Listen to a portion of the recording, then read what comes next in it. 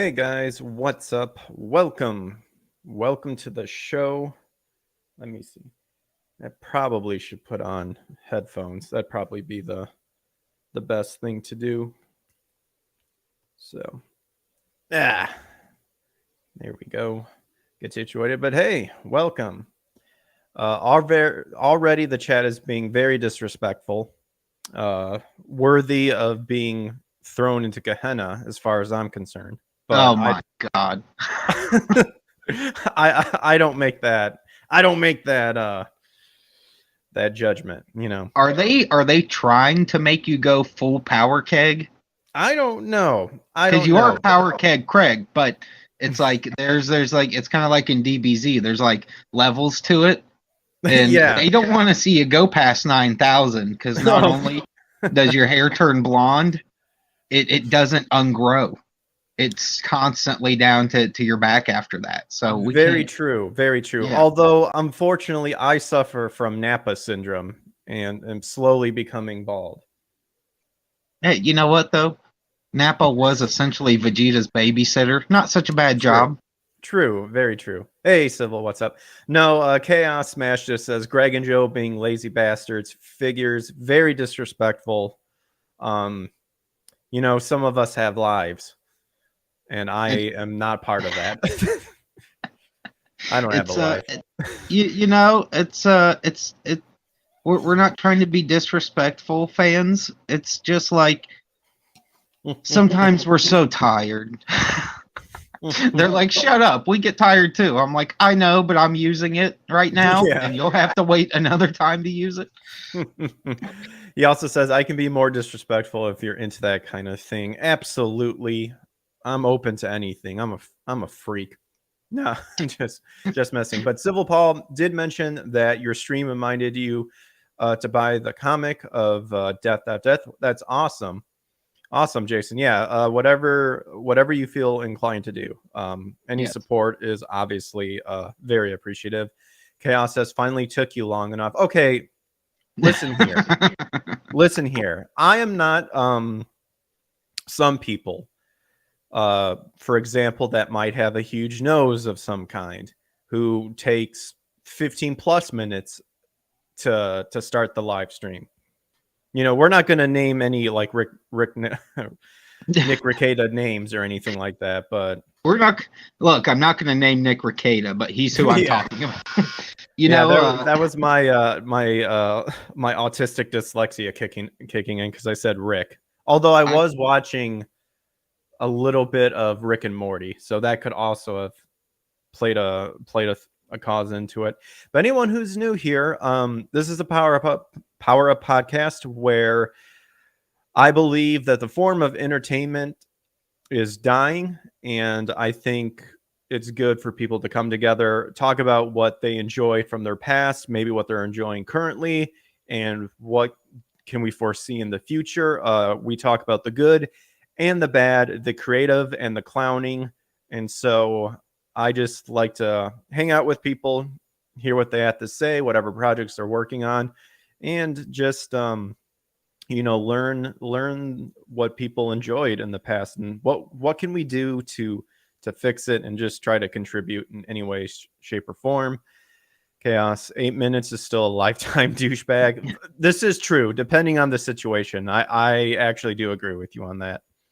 He's right though. Like sometimes I feel bad because, like, for instance, I hit up Craig here about 15 minutes before the show. I said, give me like 10 minutes and I'll be there. That was like 20 minutes later and I was beat there. Like I finally got there. So like even 10 minutes is a long time when you're just sitting in a hangout just waiting for people to show up. Because I'll throw them up just late at night just to get some other creator friends together just to chit chat while we work, because you run out of things to listen to after drawing comics for 20 years. Like, you're just like, I'm out of things. Like there's certain things I can't do because I know it'll distract me and I'll just watch it. Like I can't turn on football. I can't turn on wrestling. Like even if it's stuff I don't care about, my head will inevitably turn and I will just watch it. But if I turn on something in the vein of like talk radio, even if it's just internet podcast or something on YouTube, then I can just draw, and I don't feel the urge to turn around and look at the computer or the phone. But yeah, it's definitely like that background noise that a lot of yeah. people are starting to develop when it comes from like a podcast and stuff, because they can still retain the information, but it allows them to do what else they want to do too, and kind of helps you with multitasking. Oh, and Civil Paul, I just wanted to say thank you as well.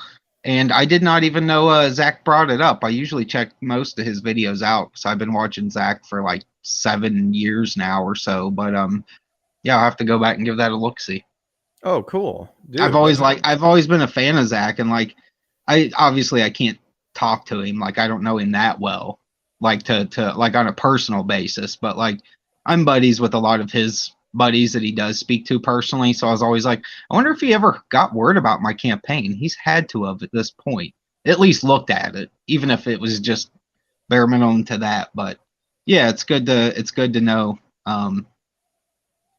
even if it's a very small thing. Like sometimes it's not so much you want approval from people. You just like knowing they took a look at something. Yeah, absolutely. So speaking of which, congratulations, because we were going to talk about it before, but obviously an emergency happened yesterday. Yeah. But I haven't.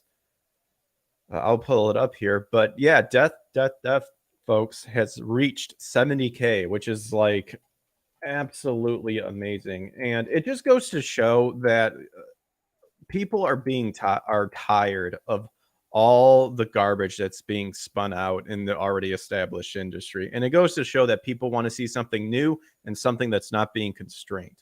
We saw that with Eric July, who is looks like he's just killing it with is it pronounced Isam?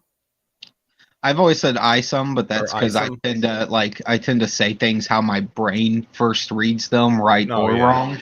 So don't quote me on if it's right or wrong. That's just how my brain says it when it sees it. So there's Okay, actually so been a few like fantasy books I read in high school where it's just the characters' names looked a certain way. And then like years and years down the road when I was an adult, I would occasionally run into other people, like when I owned a comic shops and stuff, that would bring up the particular writer in the book series, and we'd start talking about it, and I'd realize I'd been hearing their names in my head wrong for like 12 years oh reading yeah, these books, and I was like, oh well, I'm just gonna roll with it because it's too late. Like it's never going to change. I've already had this saying it this way in my head for years on end. But that's exactly how I was with when I read Harry Potter when it was first, like way back in the, what is it, Oh, I 1999? can't even imagine with Harry Potter. Good Lord. Like I was too old when those came out, but still, like I've seen enough of the movies to be like, how would you even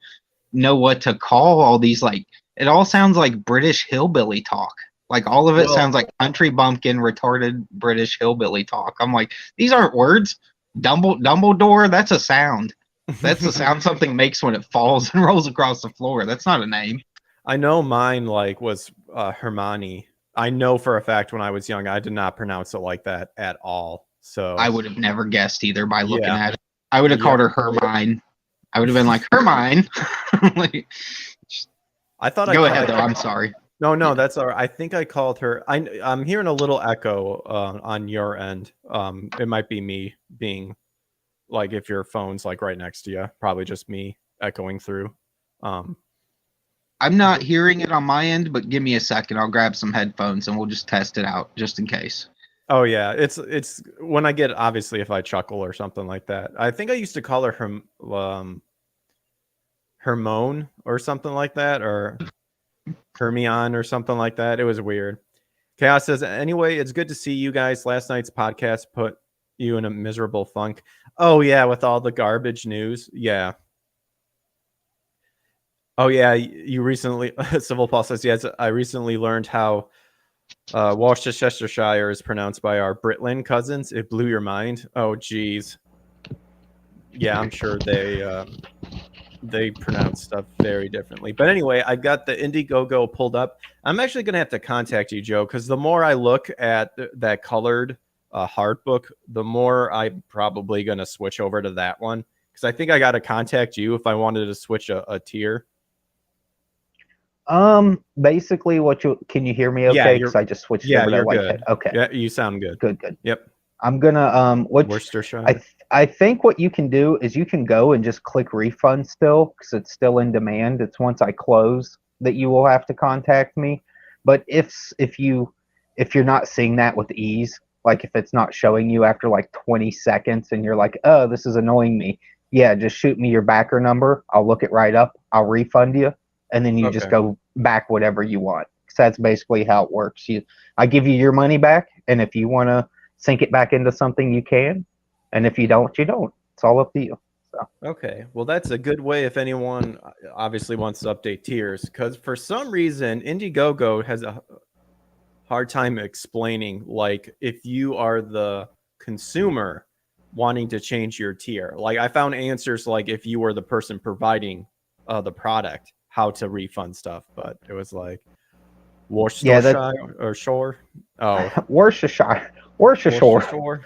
Yeah, You don't whatever. mess with that stuff. It can bring people back from the dead and turn them into zombies if it's in the wrong places.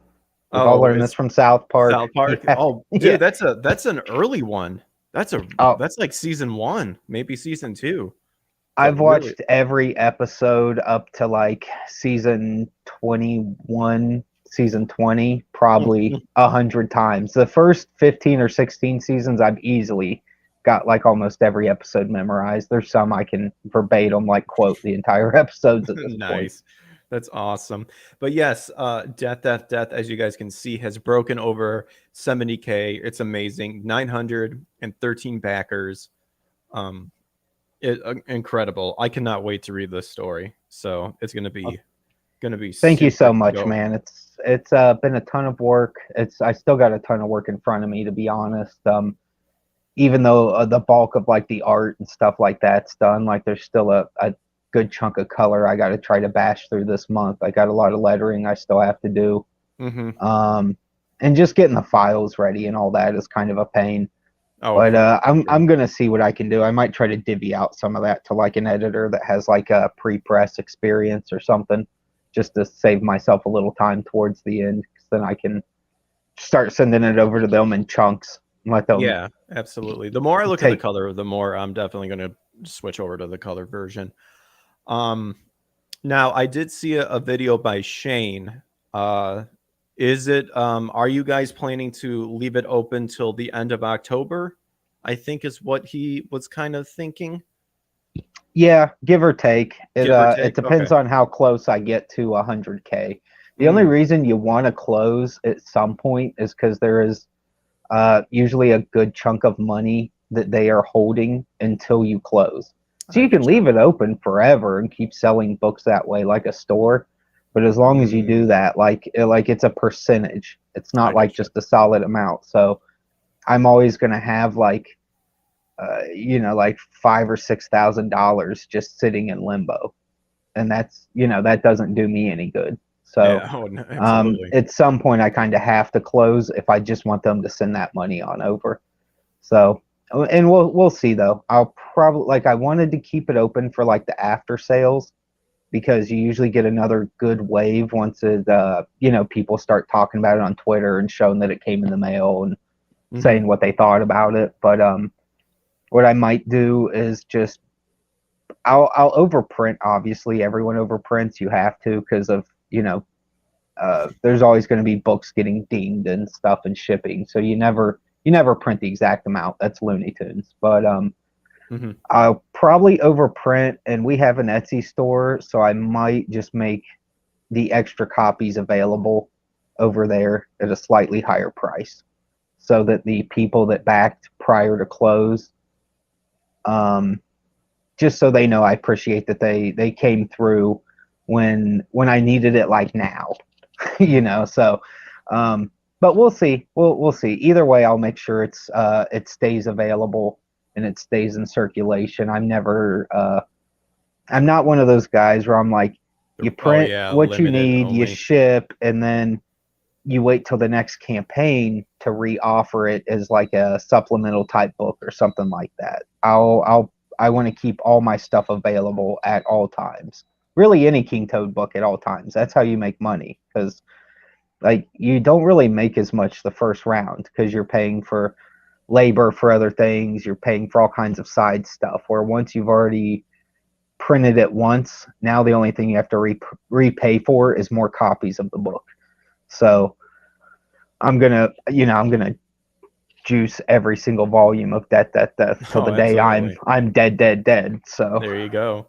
Yeah. Chaos says, did South Park get woke, or is it just really not amusing anymore? No. South Park, I'm like 99.99% confident that they will never ever go woke. One of the misconceptions is that a lot of people took South Park as thinking it as a more conservative side of things, which there are some episodes which do kind of lean that way, but in the end, they make fun of everybody. So the idea of South Park going woke, I personally can never see happening. Matt and Trey has talked plenty of times in interviews that they don't like being told what to do. It's their show. And I mean, wokeness, the very foundation of wokeness is exactly what they don't like. So I will never, ever see it going woke. Yeah, I think what made some people wonder what was up was like they said they didn't want to just do like seasons making fun of Trump because that was like low hanging fruit and they were tired of it. And then they did like 3 seasons making fun of Trump. And they get a little queer with some of the COVID stuff too, where it's like, give me a break, guys. Like you're just looking like everyone else now. You're just looking as stupid as they do. But overall, I agree with you. I think the catch is like, unless you've been watching that show through its entirety, like living through it from the time it started with enough of I don't want to say an adult mind, but at least a teenager's mind, that you can look backwards now and go, they're making all the jokes we make. It's just in its time, it wasn't left or right. It was just, we make fun of everything. But these last, like some of these movies they've made and some of the last few seasons, it felt a little bit more like they're not keeping an eye on the writing staff. But we know they are, because they do 90% of the voices. They're reading these scripts many times over. They're helping write every single one of them. So I get why it's a little like, it's hard to tell. But at the same time, I also think they are just making fun of everything still. Because if you watch it, they're still doing stuff that if you're an uber lefty, you're going to be pissed off through 90% of the episodes. Even if they make fun of Trump, they're also making fun of trannies within the same episode. So you're like, okay, I don't know which way to take this. We've got Caitlyn Jenner trying to talk with his tongue, can't keep it in his mouth all the time. Buckle up, buckaroo. Yeah, I was buckle up, buckaroo. I agree with you, though. I think they still are basically just doing what they want. I really don't think it has anything to do with any political leanings. I think they're like, this is funny to us. Because it was. If you think about it, Mr. Garrison is Trump constantly screaming, I'm going to, excuse my language, I'm going to fuck all the immigrants to death. Was one of the funniest things I've ever. We're a free speech platform here on YouTube. Well, I say that. We'll get to that topic here in a second, but yeah, you can say whatever you want. I don't give a shit. But still, just like imagine if Trump was like showing us his full power, and he could just literally say the most ridiculous. You could slightly imagine it. You could hear him going, "We're gonna fuck them all to death." Just like, so it's like it's funny in a very stupid, extreme way. It's like, I get it. Some people are like, "You're making fun of Trump." It's like, yeah, but Trump's a funny dude. He's easy to make fun of as well. Yeah. Like Mr. Garrison is hilarious. He's a gay conservative. He's always been that way in the cartoon. So you mix a gay conservative with Donald Trump. And I mean, it's comedy. It's waiting to happen. My favorite's when one of the episodes is when he gets his penis back, and at the end he's like, "I learned something today. Men can't have babies. Only women can." He like makes up this thing, and he's like, "Well, wait a minute. Like, my wife has cancer like in the ovaries and can't have kids. And he's like, well, call up a thing because your wife's a dude there, fag, or something like that. You better get an AIDS test, Nelson, because your wife's a fag. Yeah. Yeah. It's like, and they cut it off like right there, like right after the F word. But yeah, Jason, you said it best. As much as I love Trump, dude's right for mockery. Yeah, he is. He's just a funny guy. And piggybacking off what you said, Joe, as well. I think I can also see the fact that they've worked with Comedy Central for so long that I would not at all be surprised if some of the head honchos over there kind of asked them to do shows based on so and so sort of thing. So oh, for sure. Well, too, like South Park obviously doesn't get the ratings that it used to, but you can't complain because it was a top show for like 20 years almost, like it held its ground. So yeah, I can imagine them being like, we're not telling you what to do, just try to poke fun at some of these people. And the South Park guys probably being like, yeah, well, we were going to poke fun at these people anyways. Because it's still the only show that can say every slur known to mankind in 2022, and no one even tries to touch them. I think people are more scared of them than they are of everyone else. Because who wants to be subjected to South Park? Like, if you go after Trey and Matt, be prepared, because those dudes are going to put you in their show, and they're going to make you look like the biggest, stupidest asshole on planet Earth. Oh, yeah, absolutely. So, the only thing that they ever ran into was that Muhammad episode. But even then, they were still able to make fun of it by like twisting it and with the whole censorship thing. Well, it was weird too because they showed it all. Originally, it aired the Super Best with Muhammad. Yeah, it wasn't until down the road, even well after 9/11, during the rerun phases of it, that that was an issue. So like, to their credit, even in its time, it never got it didn't get censored the first airing, at least the first few, because I remember that episode like by memory, and I remember seeing Muhammad because they actually put him in I'd say at least 3 different like super not the Super Best Friends showed up in at least a few episodes, and he was in all of them. It was the one where they built the giant John Wilkes Booth, if I'm not mistaken. I just remember him going like this, and he's like shooting up fire from his hands, and like each person was like, Jesus, with his masterful skill of carpentry, was able to construct a giant John Wilkes Booth. They had to stop the giant Lincoln. What else are you gonna do? Just goosh, just shoots him in the head. Just gets him good. Also, there's another show, much like Evangelion. Like, you can tell that like my taste vary from anywhere from bottom feeding humor to high end entertainment, like Evangelion. South Park and Evangelion, probably 2 of my favorite cartoons of all time, and they're so far from each other, but they're so great. Absolutely. Let's see. We got apparently a She-Hulk writer went after Trey and Matt. Well, that's a foolish mistake, and it did not end well. Well, of course it didn't. Why wouldn't they? Yeah, Stupid foam. Babylon Beach just did an Orange Lives Matter headline. Oh, that's awesome. Well, that was another thing too. Like, because Kanye West, it was what Kanye and Candace Owens were wearing White Lives Matter t-shirt. I saw that. That was pretty funny. Yeah, I'm not gonna lie. I'm a little hesitant about anything old Candy Owens does.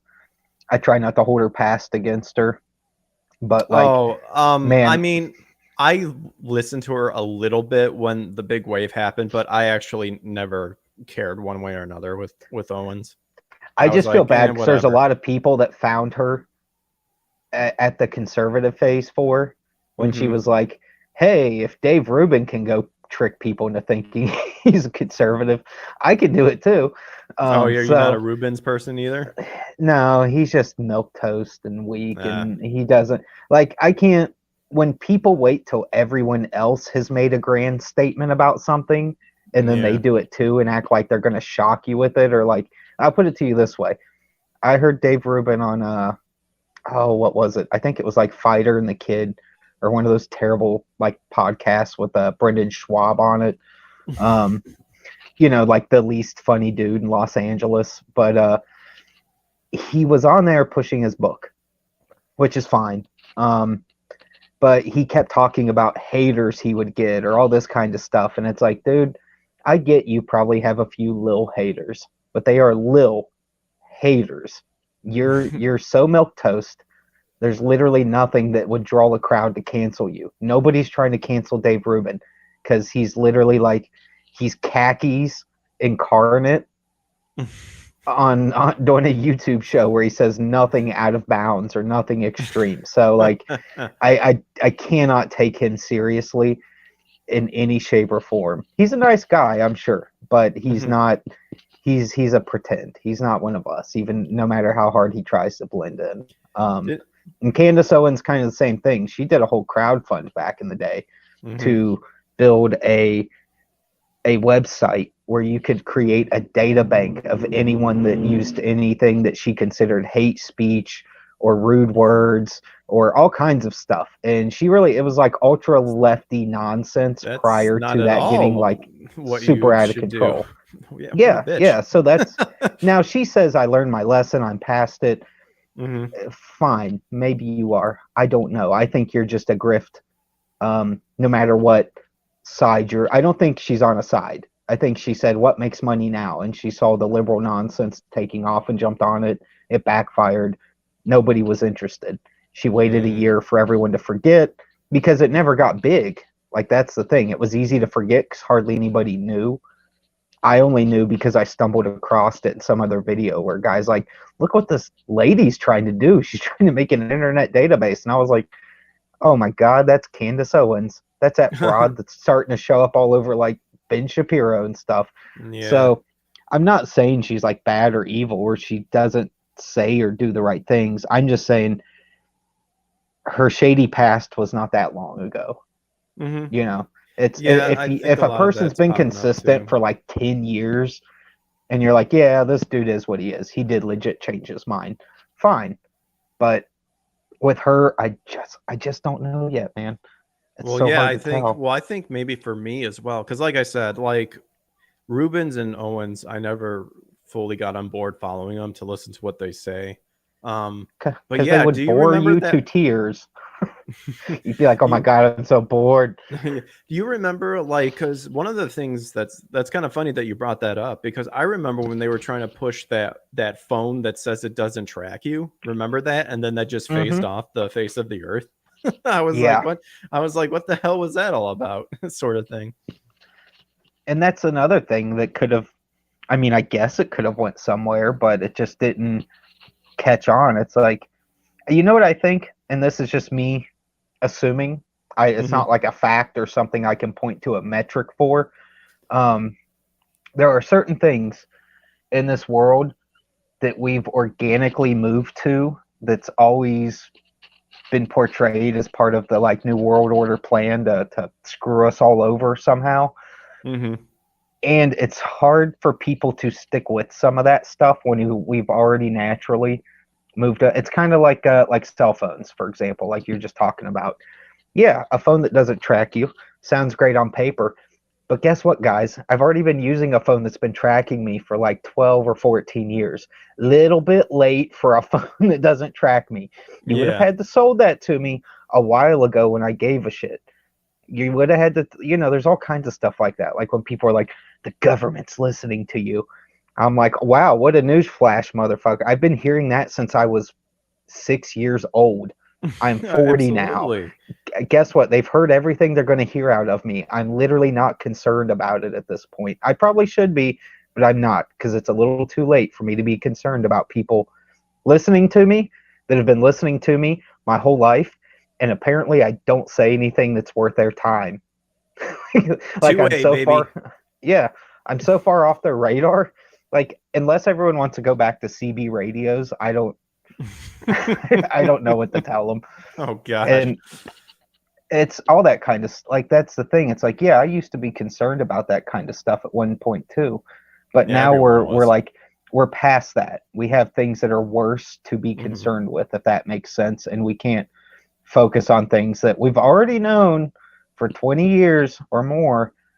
And if we really all cared that much, there would have been some change or something done at this point. And I mean, even biblically, it's getting to that point too, because even Yeah. in the scriptures, it even's pointed out, like, if you really sat down and thought about what Jesus was saying at the time, with the end times and whatnot, he says one of the main things is the whole world's going to see the Antichrist desecrating the temple. Well, how do you do that? It's going to be on the news.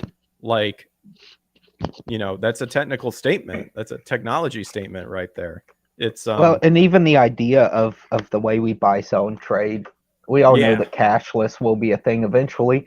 But Mhm. at the same time, that's another thing where I mean, like, yeah, there's people that have been trying to tell us and warn us not to go cashless for forever, even since I was little, when they first started, credit cards started to boom before debit was a thing. And then debit came, and it's like, that must have been good. I've tried to explain to people, like, look, it's not that guys like me don't understand the trend towards cashless. It's that we organically went there on our own. Yeah. There was no pressure involved. No one forced us to do it. It did not take government overreach. It was just convenience. And it was a natural thing of, well, I don't have to carry cash, so the chances of me getting robbed or issues like that or losing a large quantity of money at once, it would come down more to issues with bank and less with people holding me up in an alley. So yeah, you could even make the argument, like, in a way, plastic's better because you can skedaddle and pull up, if they didn't take your phone or something like that. If we're talking about mugging, you could pull up your phone and cancel your card right then and there. It's worthless. literally, to them. yeah, it takes it's like 2 minutes to punch in Yeah. a number and say, yeah, my card got stolen. You're good. They're going to send you another one in the mail. Although I wouldn't mind having that awesome Al Capone safe.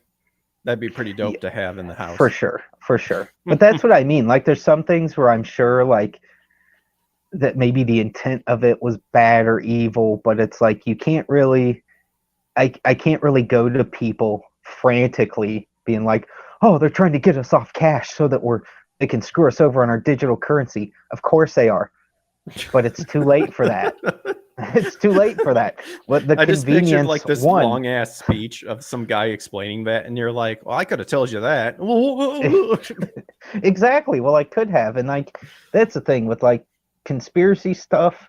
The catch is there's enough of it that is true, easily verifiably true. It's not even questionable at this point.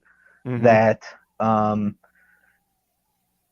that you go through like a year or two when you're first learning about it, where your brain's kind of fucked, and it messes with some people worse than others. Some people see it just solely as entertainment, because it can be entertaining. Some people see it as they see it for what it really is. And I mean, I even went through a spat in like 2007 to 2008 or 9 where I took in way too much information at once, and it geeked me out pretty bad for a little bit. But eventually, like, here's the thing, like I would have the words of my ancestors ring through my heads occasionally. And like I would talk to my dad and stuff when he was still alive. And one thing he would try to stress to me, even though I didn't get it in the time, it was like something you had to get older for the words to click and make sense, was there is something to the way Americans at least chug along.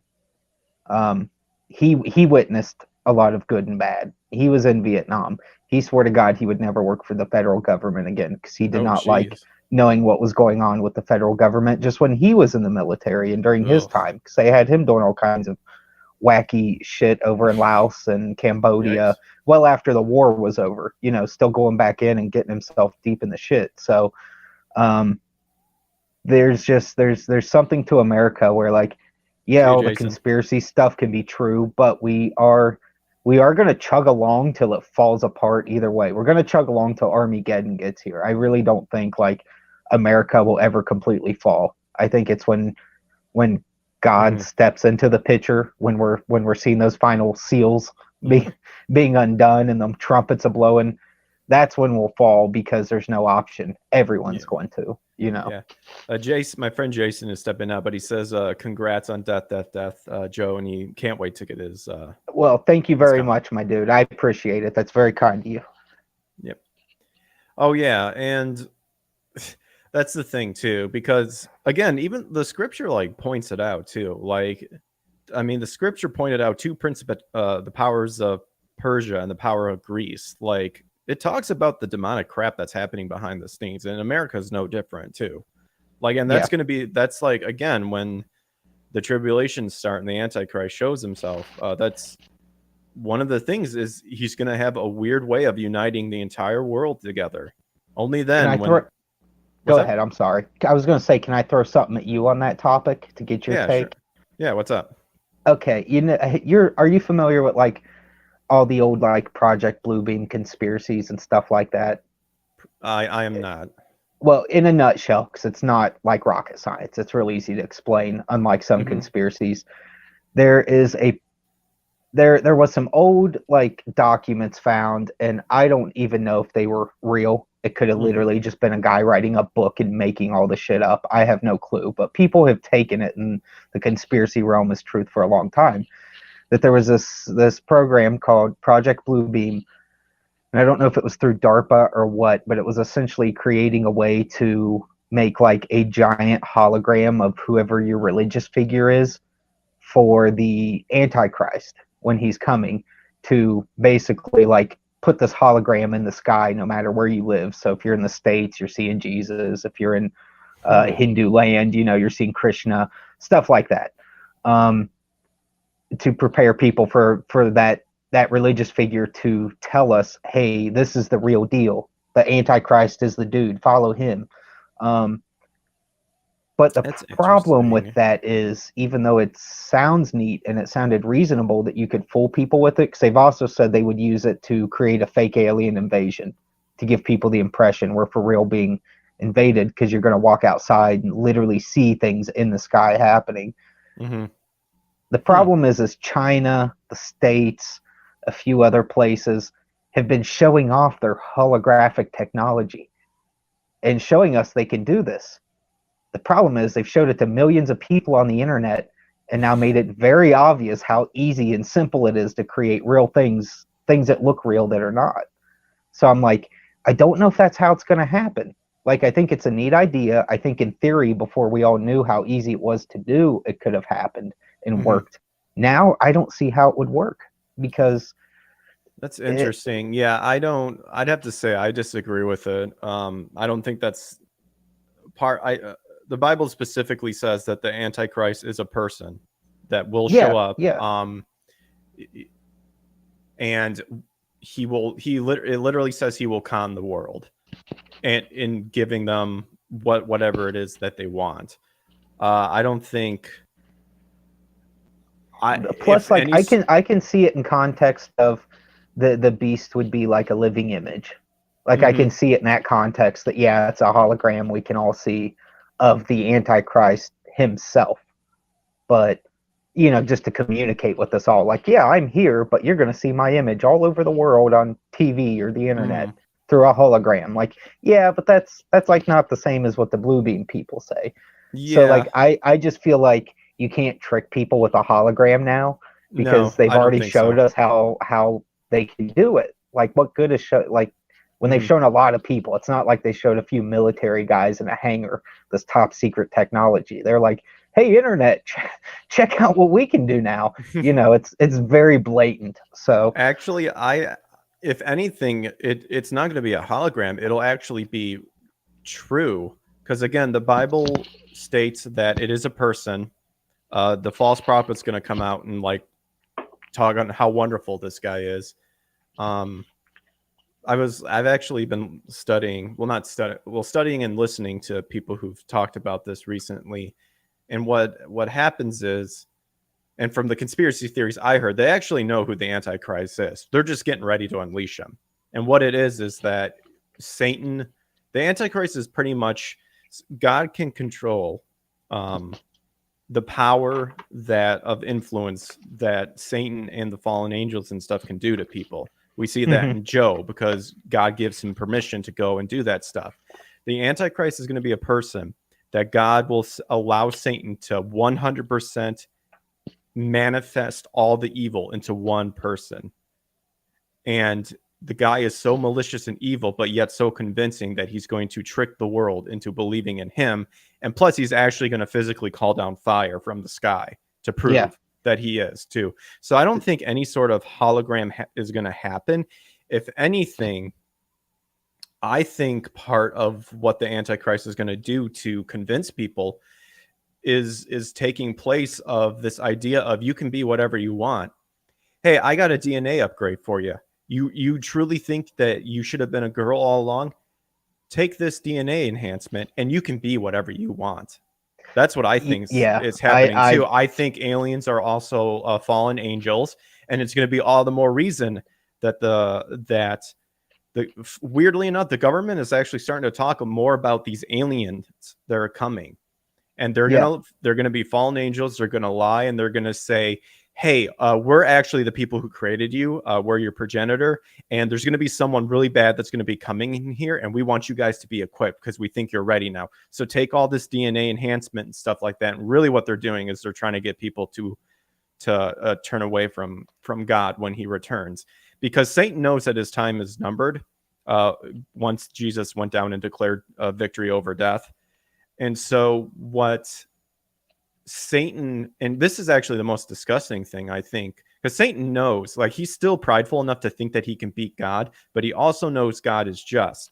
So he wants to make sure that many people stay away from the Lord as possible and use God's righteousness and justice to get even at God for whatever reason. I think personally, I feel like Lucifer at one point wanted God to let him also be worshipped in a way, shape, and form, and God obviously said no. That's not biblically canon, but that's just something that I've been studying. It's kind of like a reasonable assumption. Yeah, a reasonable assumption. And everything Satan does is a counterfeit. He copies everything. There's the Holy Trinity. Satan has the Holy Untrinity: himself, the beast, and the false prophet. He can't create. Yeah, but he can't create. And that's thing. Part of the DNA change. That's why I think you're right on the nose with that, because we saw that was what was happening prior to the flood. That was one of the key things, was changing genetics of animals, humans. It said all the way down to the seed of the plants.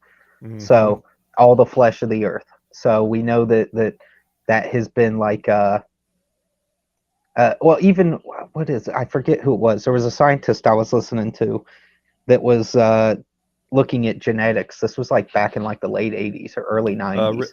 Real quickly, Chaos, you're saying what would you say comes after apocalypse for us? That is, I am a believer of a pre-rapture. I personally think we will not see the apocalypse because there's scripture, I believe, that states that there's a scripture, I think it's in 1 Corinthians, where it talks about the restrainer, and the restrainer actually means the Holy Spirit, and the Antichrist can't start doing anything until the restrainer is gone. And that's where the rapture, I think, takes place. That's what I personally believe. Well, I'm a pre-rapture person. I wouldn't be surprised if it's both, because it obviously, we know that there's going to be saints that are left during that are going to have to live through. Like, that's one of the scariest parts, I think, for like Christians, that typically we're not scared of things, but say me and my wife and my 4 daughters, or 4 daughters. There's 4 people in my family, my 2 daughters. I was just thinking of us as a whole. Say my wife and my 2 daughters got raptured, but I'm still here. And I'm not sure if I'm going to go up after the apocalypse or during, or if I'm just screwed. Like, that's a very nerve-wracking thought. Like, I always think about that. I pray a lot, and I say, please, if that's how it's going to work, let me go with them. I'm begging you. Don't leave me here with that. Or bare minimum, make sure their mom goes with them. Somebody's got to go. Yeah. People... there's a YouTube series I listen to. It's called Discover the Book Ministry. I think the guy checks out. I forget his last name, but his first name is John. He's been talking about a lot of revelations and stuff, and he really knows his word. I also like Chuck Missler. He has an excellent talk about the rapture and stuff like that. Again, I'm a personal believer of a pre-rapture. I don't see. I can see when the tribulation happens, but I can also see that God will take the believers up to heaven with them, because like I said, one of the stipulants, if I'm not mistaken, is the restrainer actually has to leave. And it goes in line with what Jesus said, look, I have to die and leave in order for the Holy Spirit to come. So after, because if you look at it in the Old Testament, you had God, for all intents and purposes, even though he's a spirit, manifest in some way, shape, and form to people. The burning bush is Jesus. He states so, that he was there at the time of Moses. But when he visited Job, he was actually there, but he was hidden by a whirl cloud because Job would literally die from the purity of God. But then after that, you had God come in human form because he has to save mankind, and what better way to satisfy God's justice by having a just person be incarnated, i.e. God. And then after that, Jesus said the Holy Spirit has to come. And then I think after that, the Holy Spirit has to leave. So if the Holy Spirit is indwelled in you and you confess your sins and you believe, the Holy Spirit fills you in. My friend Eric actually has an interesting thing too, because he thinks if it actually raptures, I think a lot of people's bodies will just be lying there, because I think it could be that your spirit gets taken away. Yeah, I highly doubt the physical body will go. Yeah. It'll just kind of be like a person just goes limp and they're just done. It's just like, God doesn't need your body in heaven. Yeah, and plus it gets remade. It gets remade into perfection either way. So many questions in heaven. It's crazy.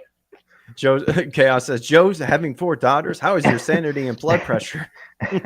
Well, I've got 2. I corrected myself there, but yeah, even with 2, the sanity and blood pressure is always riding a fine line between like I've got to sit down and cool my jets, or I'm going to end up yelling at somebody when I probably shouldn't, just because I'm having a bad day in general. Because there's sometimes where you have to yell at your kids or punish them or jump their case. But it's it's so not fun to be involved with. You just want them to be happy all the time. You feel like they're entitled to it because they're kids.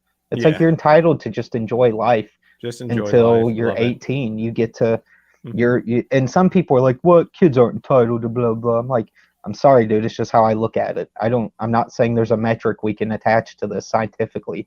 I'm just saying, in my opinion, kids deserve to enjoy those years as much as humanly possible, and I'm trying to live that with them. So I think actually maybe a better term would be they enjoy to be that kid pureness, because now they're trying to get kids to convince them that there can be transgendered. It's like, no, leave them alone, let them grow up, and then they can make the decision.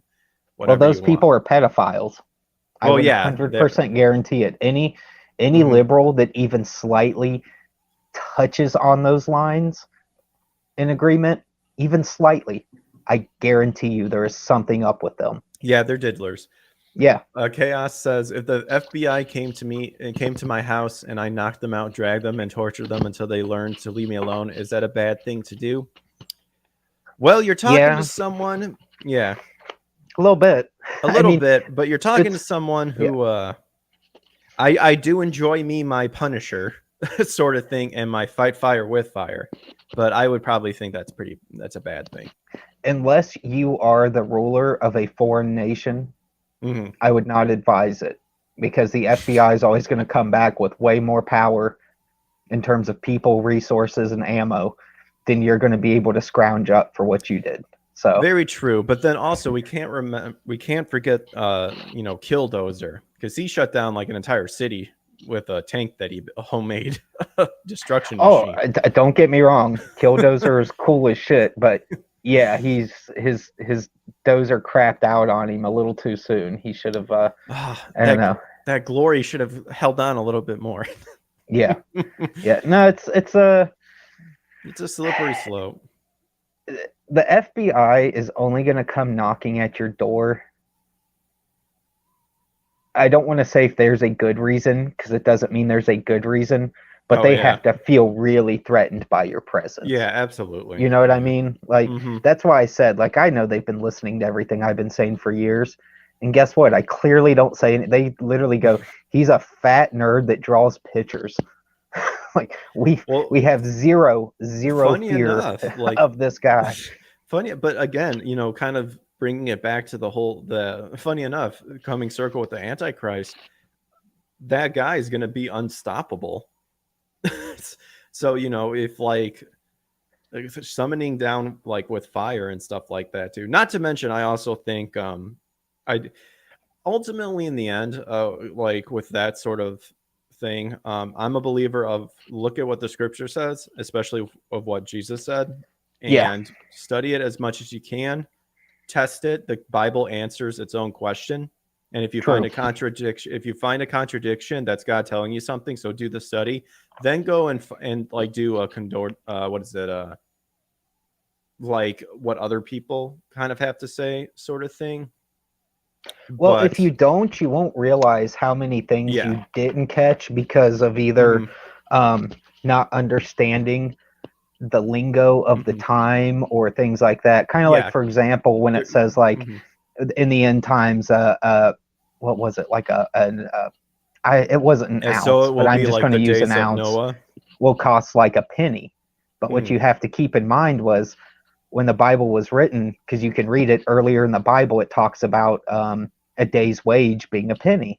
Like that was a normal amount of money to pay a somebody. denarii. Yeah, so you have to bear in mind that while there are some things in the Bible where you'll be like, oh, that doesn't sound scary. In the end times, a thing a week costs this small quantity of money. No, back when it was written, that was a day's wage. That's what it's trying to tell you, is at the end times, even something as simple as wheat, which is the building block for tons of foods, is going to cost a full day's worth of money. So it's little stuff like that where you can feel like you're reading something that's contradictory, but if you cross-reference it, you get a little insight from people that have been researching and reading and studying this stuff their entire lives, and they're very intuitive and they're very smart.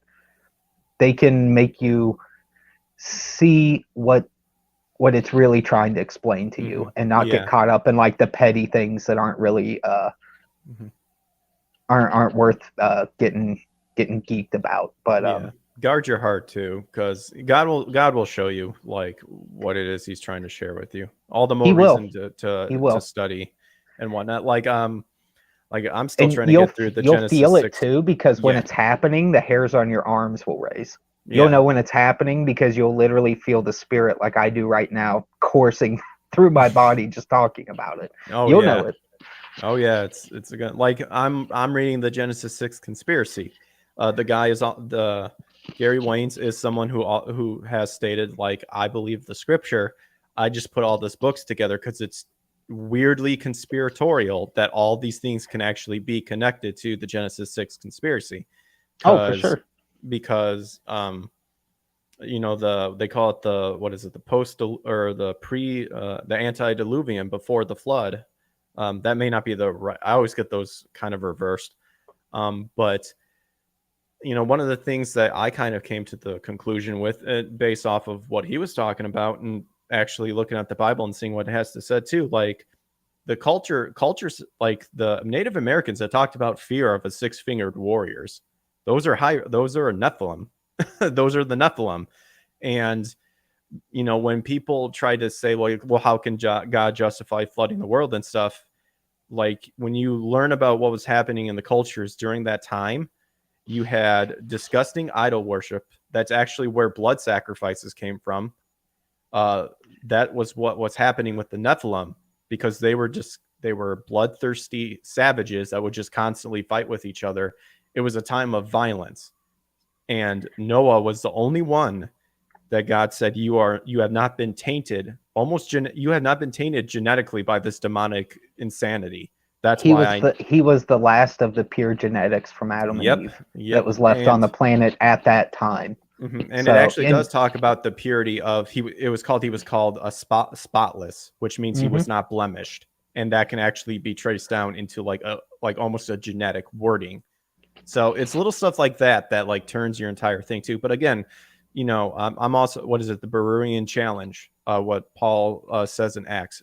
Go, if you don't know the question, go back, study the scripture, then go and seek the other help of people who, will have hopefully God's heart and mind, and will tell you the correct stuff like that too. Well, to tie into what you were saying too, because I 100% believe that it was the genetics of everything that was like the final straw that led to the flood. Yes, there were blood sacrifices. Yes, there was extreme violence and debauchery on a global scale. That came from the genetics, is what I was getting at too. That's how insanity was. And well, yeah, that's how it got carried away. And I think that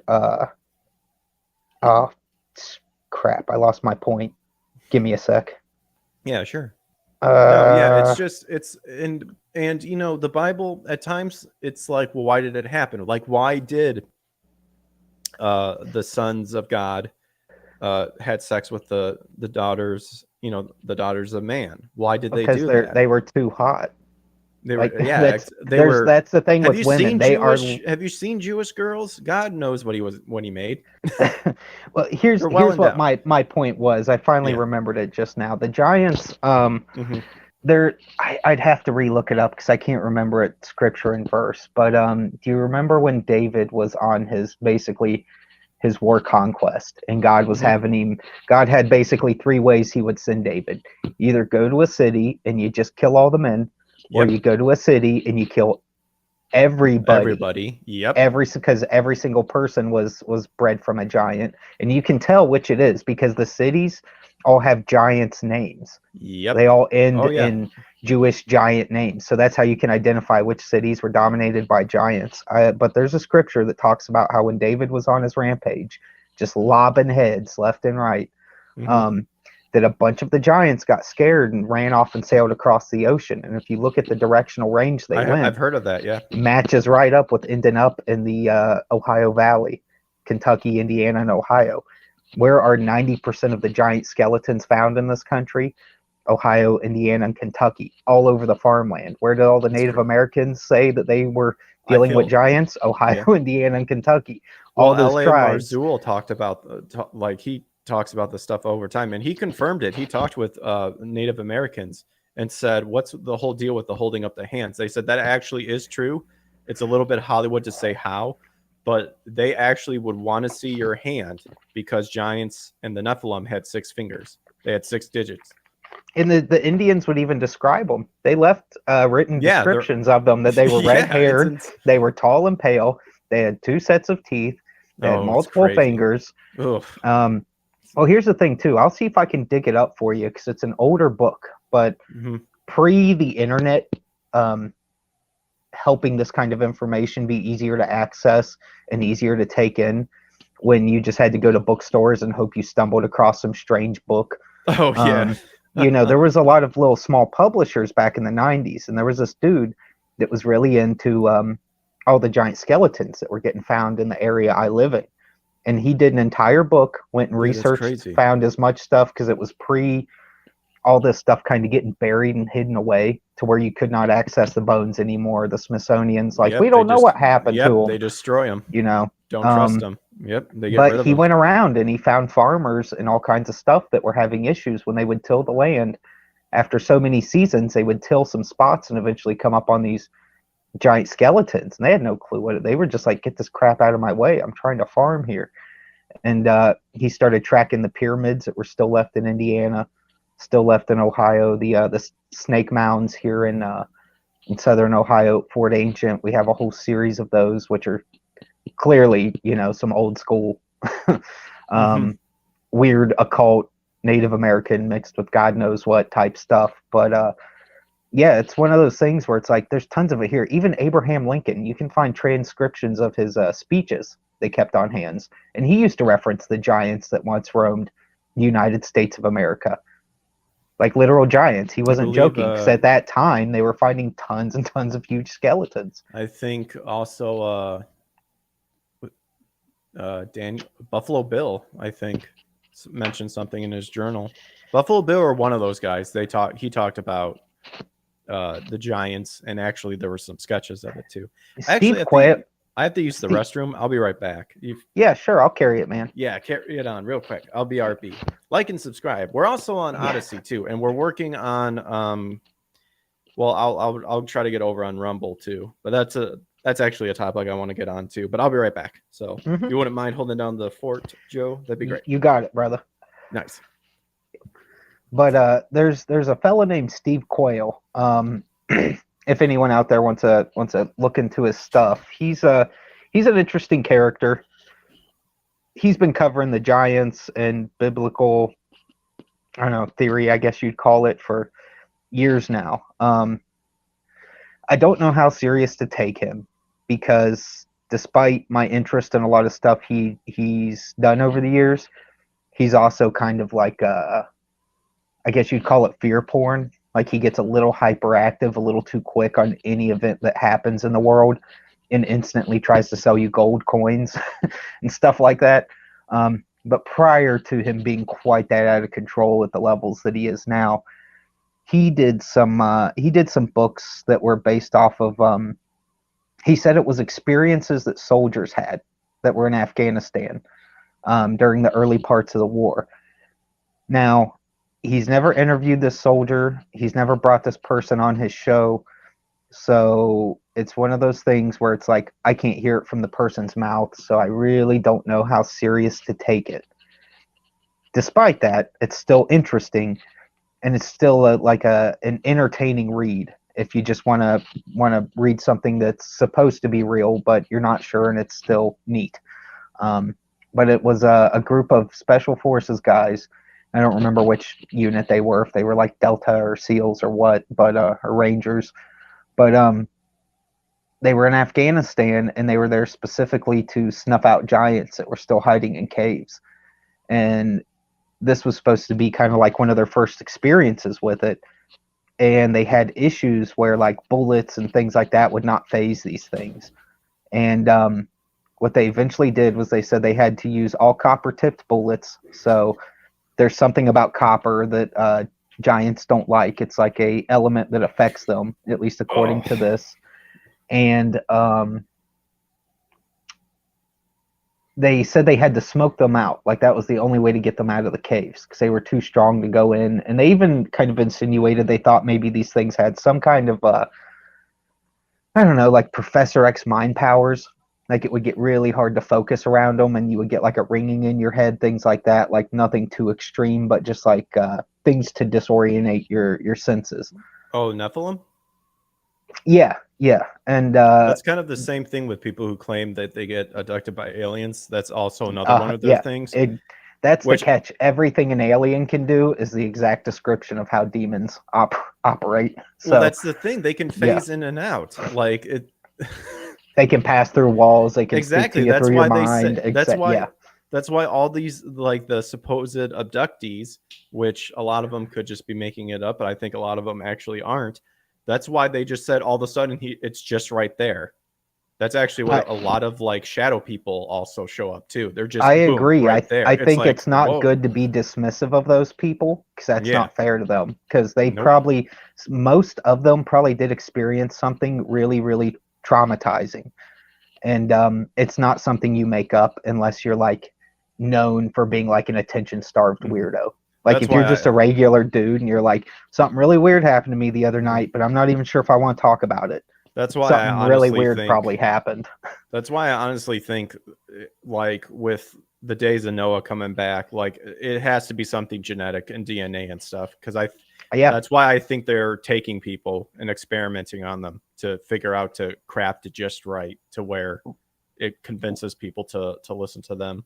Well, when you brought that up earlier about the Antichrist offering people like these super genetic changes that are going to aid them or help them in life somehow, I wonder if that's part of the like screaming out to die but you can't die type attitude that you read about during the end times. Like the like, you know, when it says like the locust will cut, well, not, I don't know if they call them locusts, but like, you know, the man's head, the scorpion's tail, the horse's body. Yeah, I mean, John couldn't describe it. Like all of that was like it was like he couldn't describe it. So he's like, this is the closest I can describe it. It was, So, yeah, it and was the yeah, best he could do to give you like a real world explanation. So I think when those things are stinging the shit out of people and those people should be dead, something's going to be keeping them alive. I mean, you can even see it like how everyone wants to go with AI or, you know,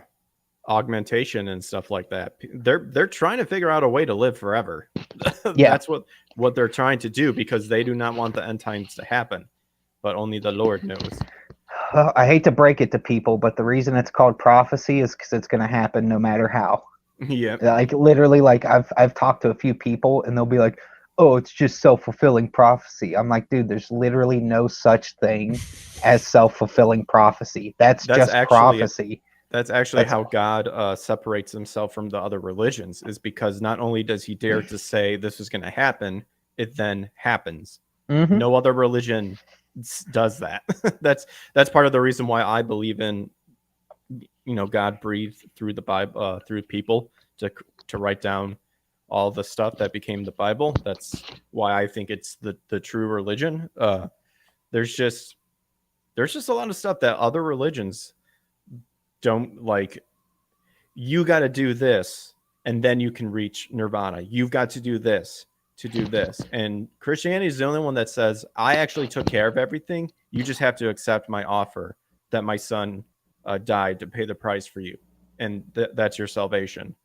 He came down to you. Every other religion, you have to go up to whatever it is to be worthy, sort of thing. That's just how I look at it. And people don't realize, I think a lot of times, unless you're like really into this stuff, you know, and you're doing like tons of research and listening to tons of other people that have done tons of research, that the outside of, we'll say, Satan worship, the only other religion that has a written origin that is first, that is the first one, would be the oldest Jewish writings when they were still just Hebrews. You know, it's not. I'm not talking about like your modern Jew. No, yeah, but the Abraham era Hebrews wrote about Jesus and wrote about this guy that would, you know, come, be our Messiah, be killed by us, and then get risen again. And literally, the Egyptians copycatted it. The almost every religion on planet Earth copycatted some kind of version of the Messiah, and it was all based off that. That was the very first incarnation of that to ever exist. And every time I see somebody being like, oh no man, Norse mythology was around before this or that, I'm like, no, it wasn't. Like, you sound like fucking retards right now. You can prove that this was first, and everything else, no matter what religion it is on planet Earth, other than Satan worship, was first. And in fact, the only reason you could call Satan worship first was just because it was happening without being organized. If you actually but I wouldn't even call it first. It's still second, no matter which way you cut it. I'm just saying, like, some countries or places may have known about it first. I mean, in terms of timelines, even though they know the facts now that we're in the modern age and you can't deny it, you know. In Genesis 6 conspiracy book that I mentioned, talks about like the secret societies and whatnot. A lot of where this pagan religion got spread out and the worship of Nephilim and all that stuff, which is pretty much what it is. It's the worshiping of demons and Nephilims. The original Nephilims are gone. Which you could also make the argument that it's the demons are actually the spirits of the Nephilim. That's why they're so. I believe that, honestly. Like, I try not to get too picky around like people that don't look that deep into the differences, that are just speaking casually, because I don't want to sound like that Tip the fedora hat guy. But I'm talking to you, so it's not like we get each other. I don't have to like think that way with you, but yeah, I 100%. No, I personally I'm with you there. I think demons are disembodied Nephilim. I think fallen angels are spiritual beings. Like, they're both spiritual, but one's origin is 100% from heaven, and the other one's origin is not. Well, what I was getting at is that the Genesis 6 conspiracy, like if you learn about what the beliefs of the Freemasonry and stuff like that is, they believe they're following what Enoch, and now there are two Enochs. They believe they're following the good Enoch, but really they're following what we could call Enoch the evil. And he was the one that came from Cain, descendants of Cain, and actually taught stargazing and all this stuff, and then spread. I mean, this is going down a huge rabbit hole, but in a nutshell, the Freemasonries sometimes believe that they believe in the idea that when Adam and Eve were perfect, or at least when Adam was created and before creating Eve, God shared with him the knowledge of how he created the world, and shared with him, for example, all intents and purposes, how to create fire and stuff like that. When they fell, he lost a lot of that knowledge, but he retained it enough to share it with Cain and Abel. That's how they were able to farm well and grow fruit and stuff. And then, as we know, Cain's descendants were cursed because he committed the first murder. And that's kind of where the lies started beginning of corrupting people by inserting these false worship and sort of things. But that's kind of like, but it all stems around that origin. Going back to what you were saying, Joel, is that, yeah, you're going to get the people that are say like, no, this religion was way earlier than this one. No, it wasn't. Like the Hebrew, like, and there's a reason why it happened in the middle, like for all intents, like around, around that area, like, Egypt, Bethlehem, like all that stuff, like the center of the world. There's a reason why it's weird. It's coincidental that origin of humans started at the center of the world and then spread out all over. Because God actually didn't want people to, he actually did not want people to build cities once he, with the Tower of Babel and Nimrod. Like he actually told people, don't cultivate, like don't get all together and stuff, because hey, Sodom and Gomorrah happens. That's just an example, but he actually didn't want that to happen. But of course they rebelled and they did it. But God saw that coming. So that's why we were supposed to spread out and multiply. Exactly. Not, and there's actually not another all reason. Bundle up into one tight spot. Yeah, and think about this too. Like there's a reason why a lot of superstitious demonic stuff happens over east than around here. It still happens around here, but the demonic presence over east is insanely strong. Strong. There's a reason why there seems to be a weird origin that happens, that takes place in literally the center of the world. Not like the, or center, which you could, I believe that's where hell is, but I'm talking like on top. The Middle East is the origin point of humanity, of the world, and it's also you got to what I was trying to say in very few better words. Well, God trapped so many critters over there.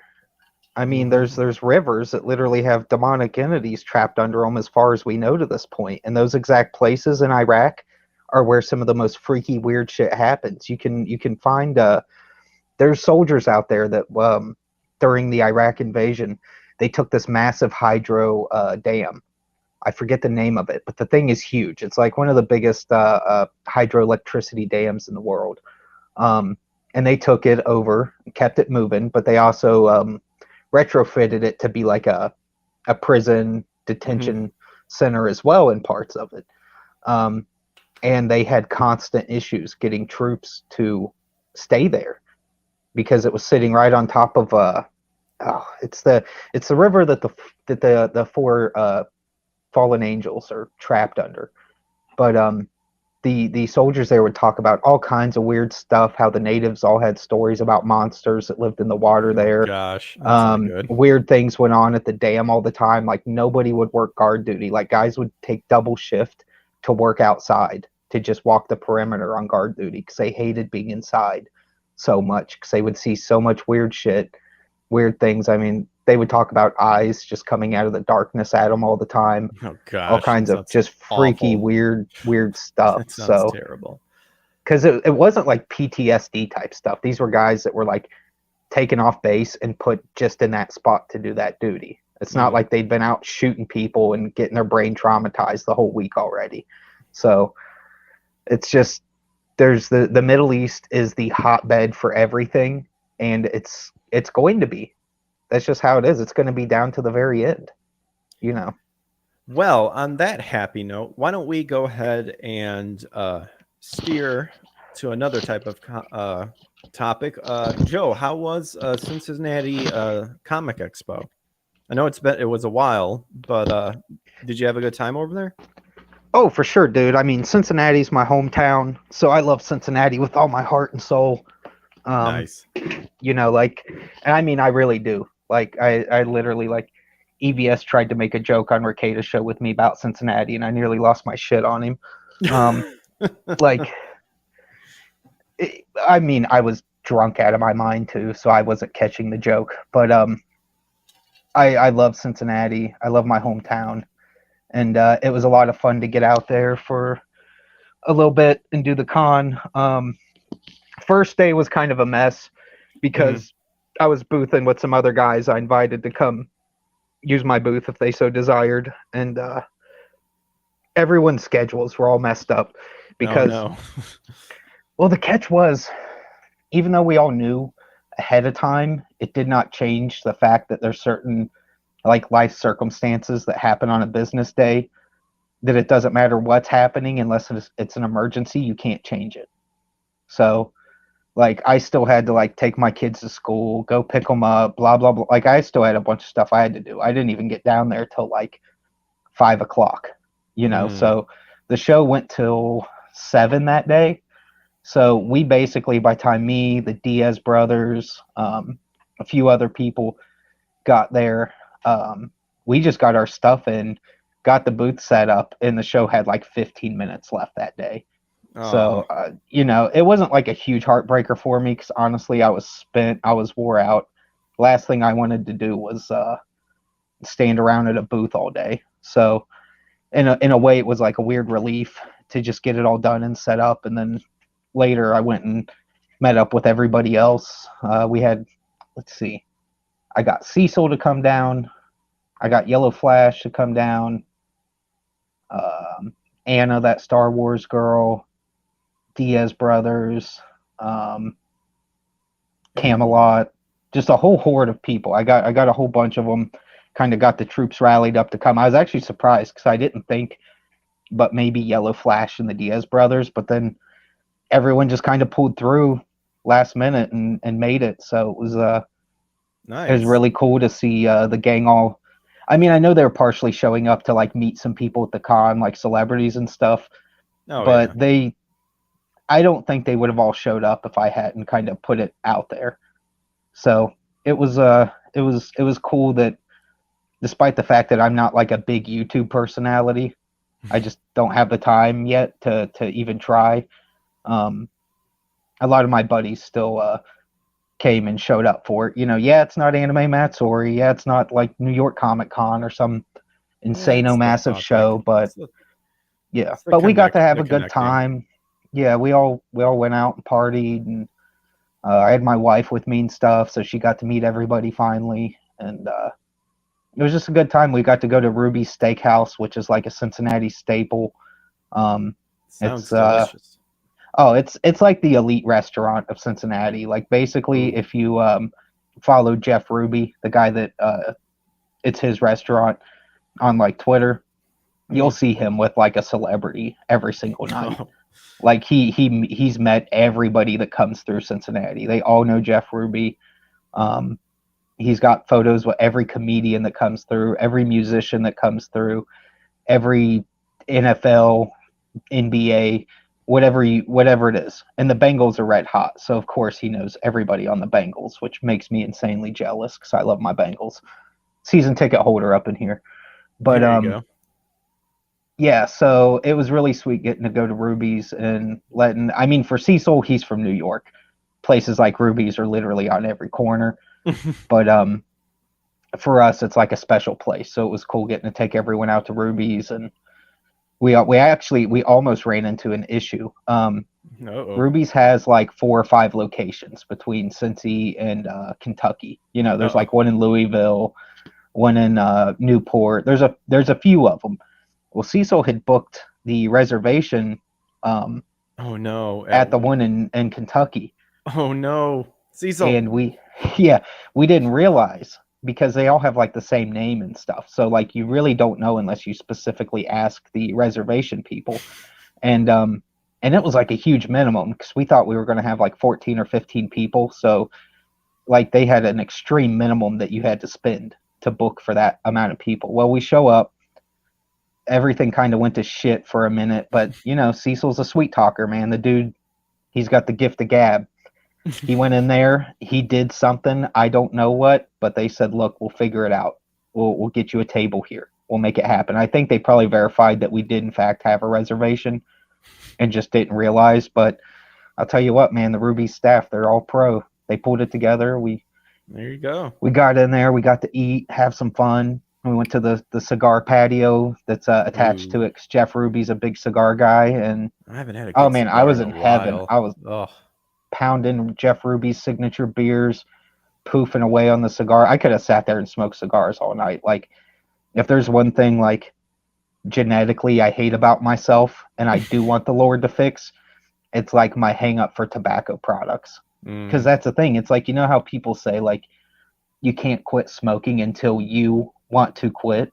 Like it's not going to be pressure from others. It's going to be you going, I got to stop. Like I just have to do this for myself.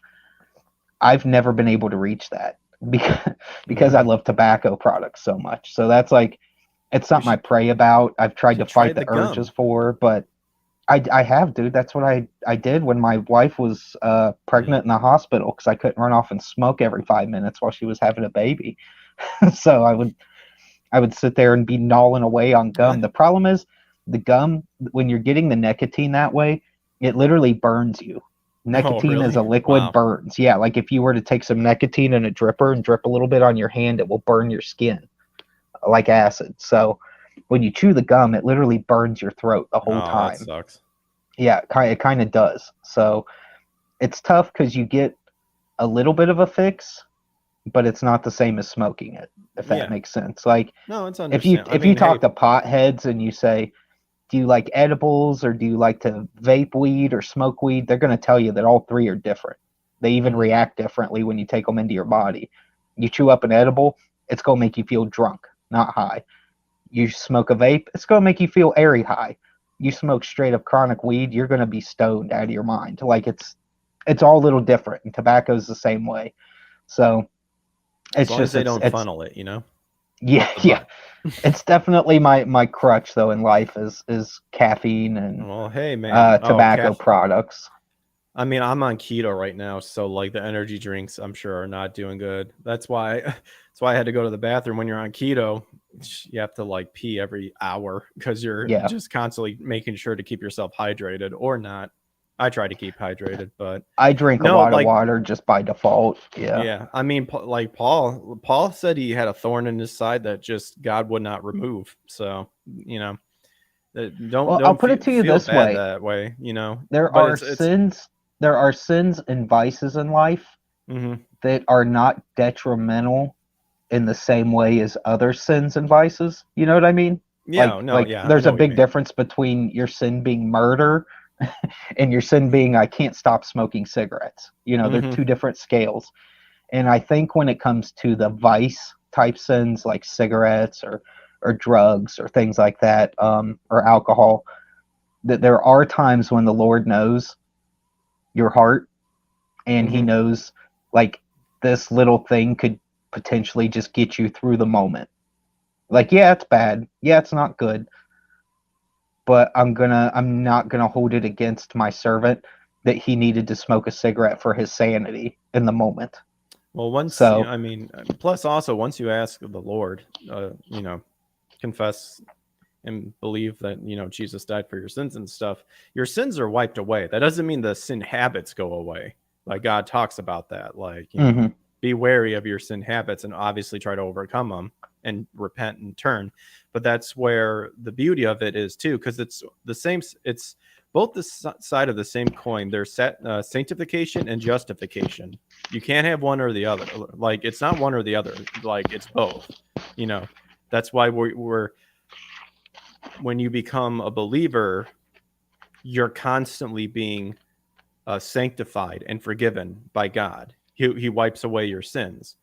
Mhm. However, that doesn't mean, of course, that you will never ever stumble again. It's there. So I think that's something that people, I feel, sometimes have a misconception on too, that while there are stuff that obviously you should try to get rid of and stuff like that, like don't beat yourself up that that you're doing something. Like, I'm bad at swearing. I know I shouldn't swear, and I could even theoretically make the argument that some of the stuff I say doesn't technically go against what the Bible says, but in the end it's like, yeah, I probably shouldn't intone it, but why the fuck would you want to? Yeah, I think sometimes people get an idea in their head, especially if they're not Christians, like some stereotypical idea about what we think and about what God really is. And it's like, if you think God's not understanding of our general vices and what we're going through down here, like you have to be a retarded, ridiculous person. He's not stupid. He's not up there just going, "Oh, you did X, Y, or Z. You're done." Like I feel like people try to apply some weird black and white standard to the Lord that has never existed. Why would Jesus have even been a thing if that was the case? Like he realized, like, once we've sinned, there was a level of goodness we would never live up to, and he realized that quickly. I think, I mean, obviously, once God gets rid of Satan and evil in general, I mean, it will just be white. Like nothing will ever run out. Well, yeah, that's so there's obviously there is that black and whiteness to God, in that sense. But I kind of do agree with that, because the thing of and funny enough, I was actually listening about this too. When you confess with the Lord to Jesus as your Lord and Savior, the first thing is you're saving yourself from the second death, is really what that is. Once then, based on that, both John and Paul talk about on how your faith and your good works will be rewarded. So when you go up to heaven and you stand before God and he calls you out, Jesus will say Jesus said, I took the sin for him and he accepted it. His book, his life is in the book. But then from there, God will then judge you on your rewards and pretty much literally like throw whatever it is you did into a lake of fire and see what burns up, sort of thing. And then based on that is your reward and stuff like that. So yeah, like this whole like getting super nitty gritty about the whole thing is like, that's where sometimes I was just like, in the end, it may sound like a cop-out answer, but it's like God understands and he'll take care he of does. it. He knows your heart, and he knows if you're a piece of shit or not, deep down. Yeah. So. Chaos says, I think the religious extremists did the most damage to people's conception of God. Well, here's another thing too that Chuck Missler actually says, and I actually do agree with it. I think Satan works the most in the religious field. Oh, he doesn't, for sure. He doesn't need any help with plagues or diseases or stuff like that. There's enough, and murder and stuff like that. There's enough of that going around. Satan's prime thing is in the religious field, and you put up a good point, Chaos. That's exactly what he wants to do. He wants to change it just enough to where it's not correct. It's not what God said. That's why you're seeing all this progressive woke Christianity. And realistically, you're not going to find that many like Christian religious extremists. Period. Like you might find a few like pseudo groups, like the like that. What's the name of the church that tries to go around and that's the whole thing. It's like no one actually looks into the origins of Westboro. It's literally like a fake church where they purposely use the word Baptist because it's the most common type of accepted Christian church. It's a bunch of incest stuff. Yeah, they're weird, dude. It was created by a bunch of lawyers too. Yep. It's like these are all lawyers. These are all shysters and some other things I can't say because we're on YouTube, but I don't want to get your channel banned. But I'll talk to you about it after show or something. And it's stuff that shouldn't even be an issue, but we all know how YouTube is. You can't. There's certain people on this planet you can't say one bad thing about, or else it's an injunction on every one of them. Well, we could transition over to that. Yeah. Yeah, I was actually doing a show yesterday that some people couldn't make it. We're not going to say who or what. What? Well, no, everyone shows up to your show perfectly on time. I have a very difficult.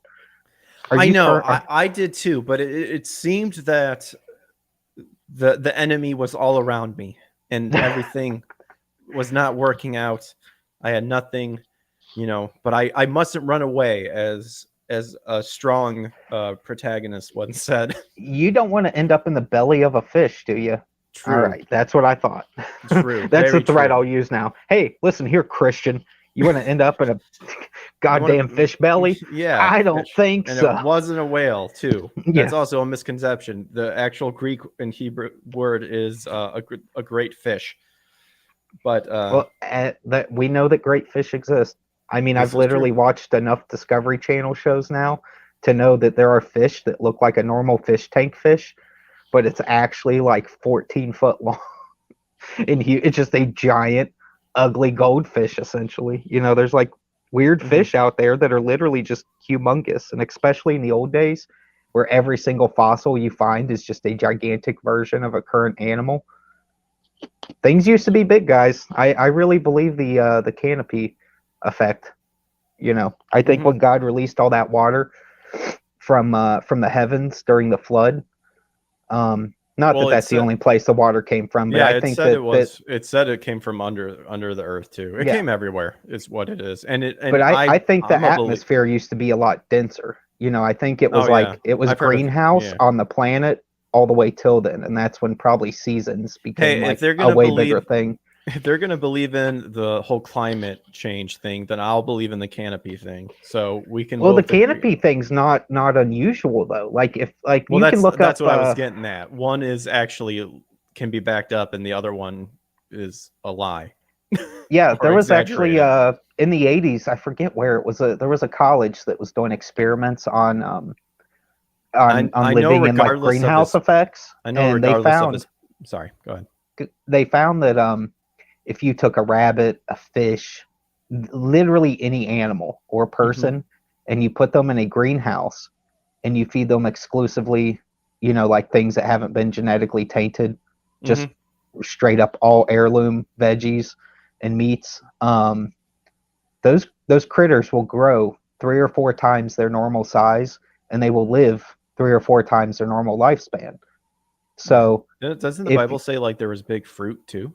If I'm not mistaken. Yeah. So of course there was some kind of canopy effect, and we were in some kind of a greenhouse type world because everything lived extremely long, even the humans. I mean, Adam reached 900 something years, and even his ancestors had extremely long lifespans. It took a lot of DNA degradation. Actually, it took after the flood. That's really when we've seen lifespans dip. So it adds even more credence to the fact that there was probably a canopy effect because all the signs are there. Even limited to like what 120?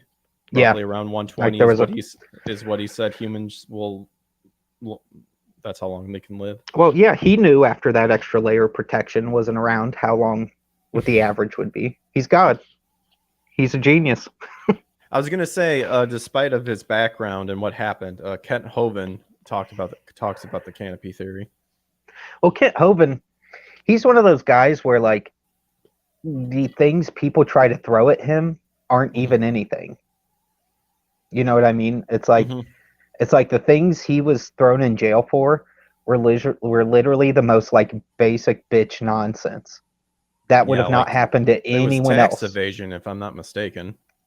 Well, that's what they tried to call it. It wasn't really tax evasion. What they did was they took RICO laws and they tried to apply the RICO laws that were for like gangs and people coordinating to hide money.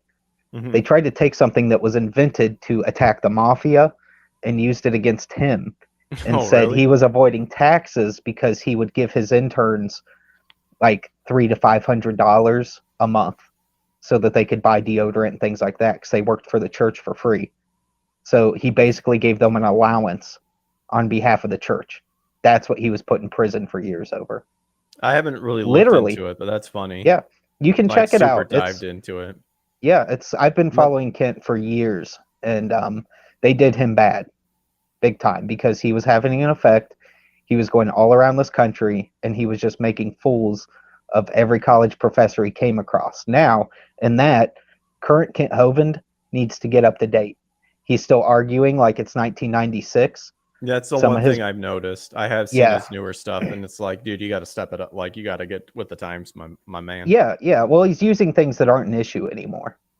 You know what I mean? He's like, well, in this textbook from 1982, it says, it's like, dude, they're not using that textbook anymore. Yeah. They're not even telling people that that's a thing anymore. You've got to move past this. I know Chaos. you're like mad about evolution. I get it. But some of the things you're using as talking points, evolution people don't even teach each other anymore. They say, no, that's probably not true. Like he tries to use the vesidual bones that they say we evolved to not need, so they're just hanging there. It's like, no, dude, they pretty much teach everyone those are anchor points now for muscles and things. Like whales wouldn't work right if they didn't have this big floating bone in them that all their muscles attached to. Yeah, it's not connected to other bones, but we've moved past that. No one even bothers trying to say like it's magical, this bone's here and it's just going to evolve away.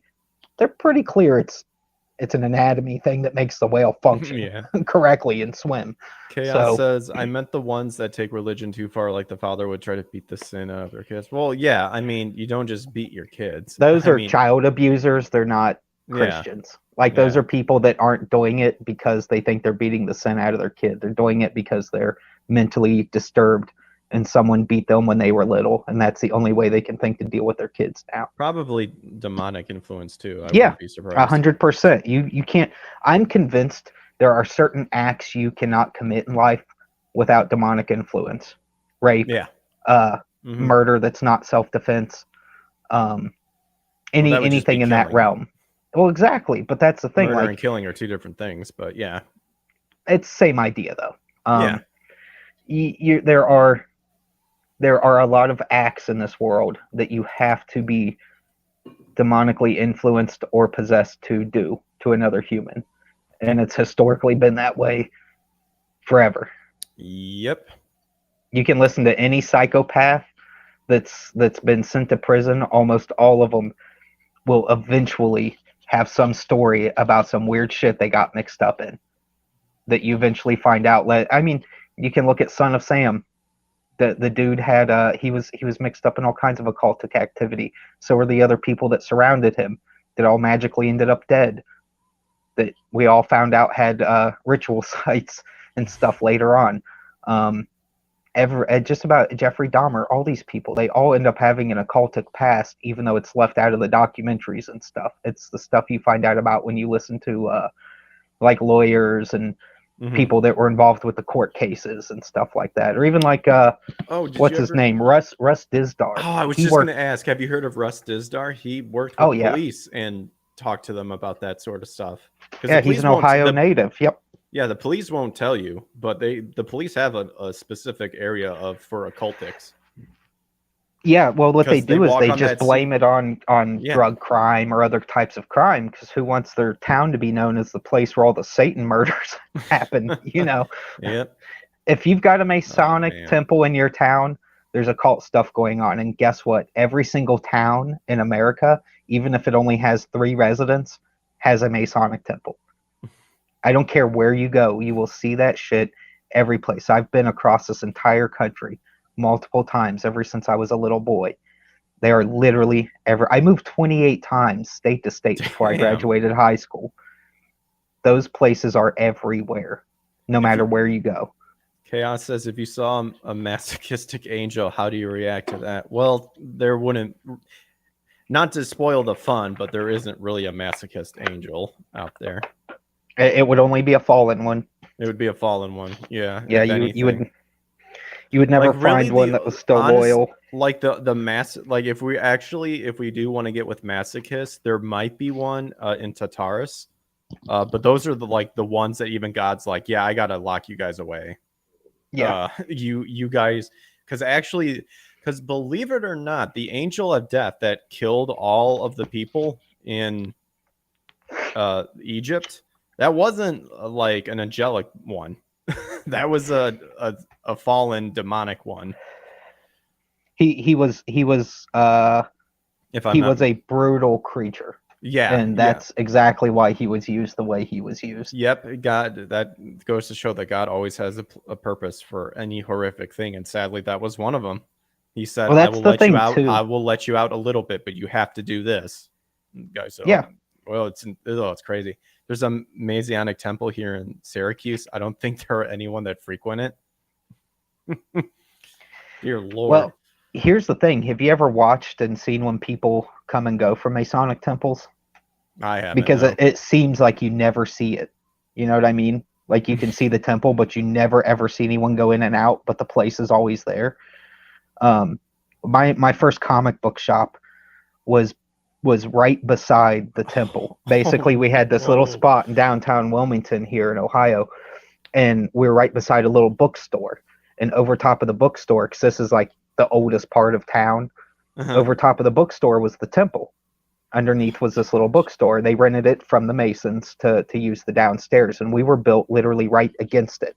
So like our basements connected because it was all old school. So all the basements were like tunnel style, where they all connected and went across to each other. And me and my business partner went down in there. It's spooky as shit, but we went down there a few times and kind of walked and looked around underneath all the buildings on the block. Yeah, I probably did. Good. But, you don't want that shit following you. Yeah, but we went down there and we looked around, and there's at least like 2 to 3 separate passageways to get you out of the temple that are not the front doors. There's 2 front doors on each side of the building, and then there's multiple ways out the back. So there's all kinds of ways they can go in and out that you would never know the difference. We watched them a few times go in, but you could tell it was only for emergency purposes that they were using the front doors, because they always look scared, they always look worried, and they would show up in their work clothes because something was going on. So like instead of the cop just showing up in his street clothes that was a Mason, he'd be flying up in there looking angry, still in his like cop uniform, like he just got off work and was running to get to the temple with everyone else as quick as he could. So they're always up to weird stuff. I had 3 different times that they tried to recruit me in, because you can't just walk up in there, and say, hey, can I join? Like, it doesn't work that way. You have to get an invite. And what they're going to do is if another Mason's talking to you and you don't know he's a Mason, and he gets that feeling like you might be a good one for the group, they'll feel you out. They're not stupid. Most of them are pretty smart guys. You'll get some dum-dums in there, but the dum-dums never get past like 3rd degree. But I was buddies with an Air Force colonel. I worked with him at a gun store that I was a manager at, and he was in retirement, so it was just like he was just doing a job to keep busy. And we would talk about occult stuff and all that, and I thought it was interesting how broad his knowledge was. And then eventually we were at this like seminar thing for work where we were sitting beside each other, and we're bored and we're supposed to be getting educated, but it was stuff we already knew. So we're sitting there kind of like chit-chatting during class time, and he passes me his card, and he's like, hey, you might be really good for this, and call me if you ever want to come for a meeting. I think I could get you in. And he was a 32nd degree, so he was as high as it got. But probably knows the secrets. Oh, he does. He's a really well-educated dude. He's incredibly smart and incredibly charismatic. But everyone loved him. You know what I mean? But I had already known he was, because I spotted a few Freemason like compass and G's and a few things around him that he wasn't necessarily trying to show off. My eye just caught it because I recognized it. So I kind of knew already that he was a Mason. Usually they wear rings and stuff with it, but he was pretty good at keeping it on the down low. But he was like, I could probably get you in at Cincinnati at the Blue Rights Hall. But he's like, the dues are kind of high there. He's like, they're cheaper than other places though. He's like, that's why I go there, is to keep my dues down. But I never obviously took him up on it. But I did Yeah. rip him about it from that point on. I'd be like, "You think I'm gonna go to your Satan meeting where you guys like to fuck goats?" Like, I'd really go in on him hard just to Ouch. be a little bit of a turd to him, and he'd be like, "Man, come on, we don't do that. You've been watching too much internet stuff." I'm like, "Dude, the internet never told me you guys fuck goats. That's something I just know you do." And he'd just roll his eyes. But Oh man. I would rib him pretty good about it. But yeah, and then I had another fellow that was my sister had a salon, and she still does actually. She's been owning salons for years. But one of her girls that worked there started dating a guy that she would bring around to like some of the like grill outs and functions we would have where all the salon girls would be invited. And this dude was like, I just got like a weird feeling about him right out the gate. He was just a complete fucking weirdo. And just wasn't socially like good around everyone else, and even weird around kids too. That was kind of like what clicked me off on him. Ooh, but I got to talking to him a little bit and quickly realized he was a Mason just by like the esoteric things he was trying to say without saying, if that makes sense. And I just asked him straight up. I was like, "Dude, are you a Mason?" He's like, "Yeah, what tipped you off?" And I was like, "All the obvious things you're saying and doing to anybody that knows about this stuff. Like, you're not hiding it well, is my point." And get out of here. Then he got real defensive about birthrights with me too. Like, I thought he was going to try to start a fist fight with me because I didn't think he had a birthright to tell other humans what to do because he was a retard. And that's another person that he eventually kind of came around to me and was like, "Hey, you know, here's my card if you want to call." Like, they all do this like they're like it's a business thing. Like, here's my Mason card, give me a ring, I can probably get you in. And I was just like, I was a little tempted once just out of curiosity. Oh gosh. To like get in there and try to like get some footage or something sneaky like that. But I was like, you know what, I'm not being led in that direction. Like, the Lord's giving every inclination the Lord's giving me is to tell these people off and make sure they know I have zero interest in their gay little cult. And sure enough, that's how it went. I'm sure they probably frisk you and all that stuff too to make sure you're not doing anything. It's hard to say because I've never been through there, but I know that they are super weird about that. There's very little Masonic videos out there. There's only a handful. Yeah, well, yeah, I would assume too, at least until they're comfy with you, you know. Let's see. Chaos says, I was almost indoctrinated into a Mormon group. Never again. And of course, Jerry Bruckmeyer romanticized the Masons and National Treasure. Everyone does. It's basically every occult religion is trying to romanticize what it is somehow in some form of entertainment. That's the whole it's point. Inevitable. Yeah, they want to make you think it's cool. Here's the thing, dude. George Washington, here's the catch. We can say, hey, look at all the forefathers and Christians that were Masons. They didn't have the internet to tell them what they were getting into. The only way to know was to join. George Washington himself, in his letters in the Library of Congress, wrote over and over and over that he thought the Masons were responsible for every single problem on this planet. And that's why he stopped going to the meetings. He stopped paying his dues. He stopped showing up for capstone ceremonies and cornerstone ceremonies for new buildings that the Masons would put on. He basically completely turned on them and said, no, like, these people are evil and satanic. You should not have anything to do with them. Every problem that's happening in Europe, they're causing. Every problem that happens here, they're causing. So, and they're united in the fact that you don't have to be any particular religion. You just have to be religious. So you can be a Jew and be a Mason. You can be a Christian and be a Mason. I mean, not really, but you know what I'm saying. Like, you can claim it, even if you don't live it. They're inclusive. Yeah. So that's the thing, man. They make it tempting to get into because they tell you you're going to have networking. You're going to be around all these other bigwigs around town. If you get in trouble, we'll be here to help you. If you get in legal trouble, all the Masons are all the lawyers in town are Masons. All the judges are Masons. That's scary. So I see the advantage of it because that is true. Look up any judge or lawyer in your town. They're a Mason. I guarantee it.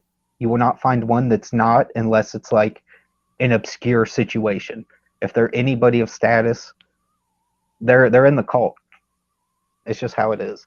So. George was like Grandpa Simpsons when he walks into the brothel. Oh yeah, they're, and then just immediately turns when he sees Bart.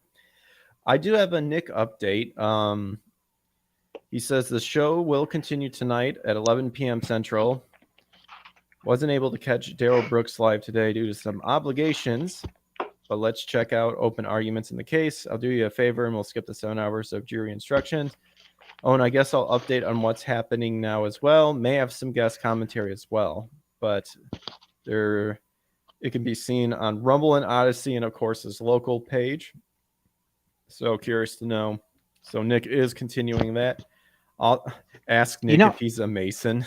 I will. I was just thinking about that. I'm going to ask him because you can tell when they're lying if they say no, and they're trained to lie. So just know that if you ask a Mason if they're a Mason and they say no, they're still a Mason even if they say no. So I'll test the spirit. We'll see. Okay. But yes, also Nick unfortunately was, for anybody who doesn't know already, Nick was terminated from YouTube. Yep. Very disgusting, very pathetic. I'm hearing two things. Obviously, some of it has to do with a disgusting worm I'm not going to name, but we all know who the person is, because, we know who the piece of shit is. It's not a mystery. It's not a mystery. And I also heard about it might be a Boise or a Boozy. I've seen stuff where it's that Boozy or the other person. Here's the catch: when these kind of things happen, there's at least like 3 to 6 people that all want to seize the responsibility of it, even if they didn't do it. You know what I mean? So it's hard to say who exactly did it. It could have been a handful of bigwigs pushing their audience. I wouldn't be surprised. Or it could have been one guy in his crowd. Yeah, so because everyone's going to want to take credit for that to get their liberal backpats. So well, I know Duncan McFuckface said something too, but whatever. But yeah, it's an unfortunate thing. Support Nick on Rumble and Odyssey, and we'll see what actions he's take. It's such unfortunate. And you actually responded, Joe, and I posted this question too. It's almost like, is it even worth trying to build a YouTube channel anymore? Because say you hit it off and you start getting a following, once you don't align with the appropriate ideology, they can just do that to you. Well, here's the thing. It's like, say your channel is not even in that realm, but people will still find out that's how you lean through Twitter or some other social or whatever. They'll still try to bother you all the same, even if your content has absolutely nothing to do with that kind of stuff. You could be a guy that like covers baseball cards exclusively. That's all you talk about. That's fine. But the minute they find out, like, you voted for Trump, oh, now the big time baseball card collecting YouTuber is an evil villain, even though he's done nothing but just talk about baseball cards. So if you're Nick's position, you're going to be attacked because he's very vocal about what he thinks and feels.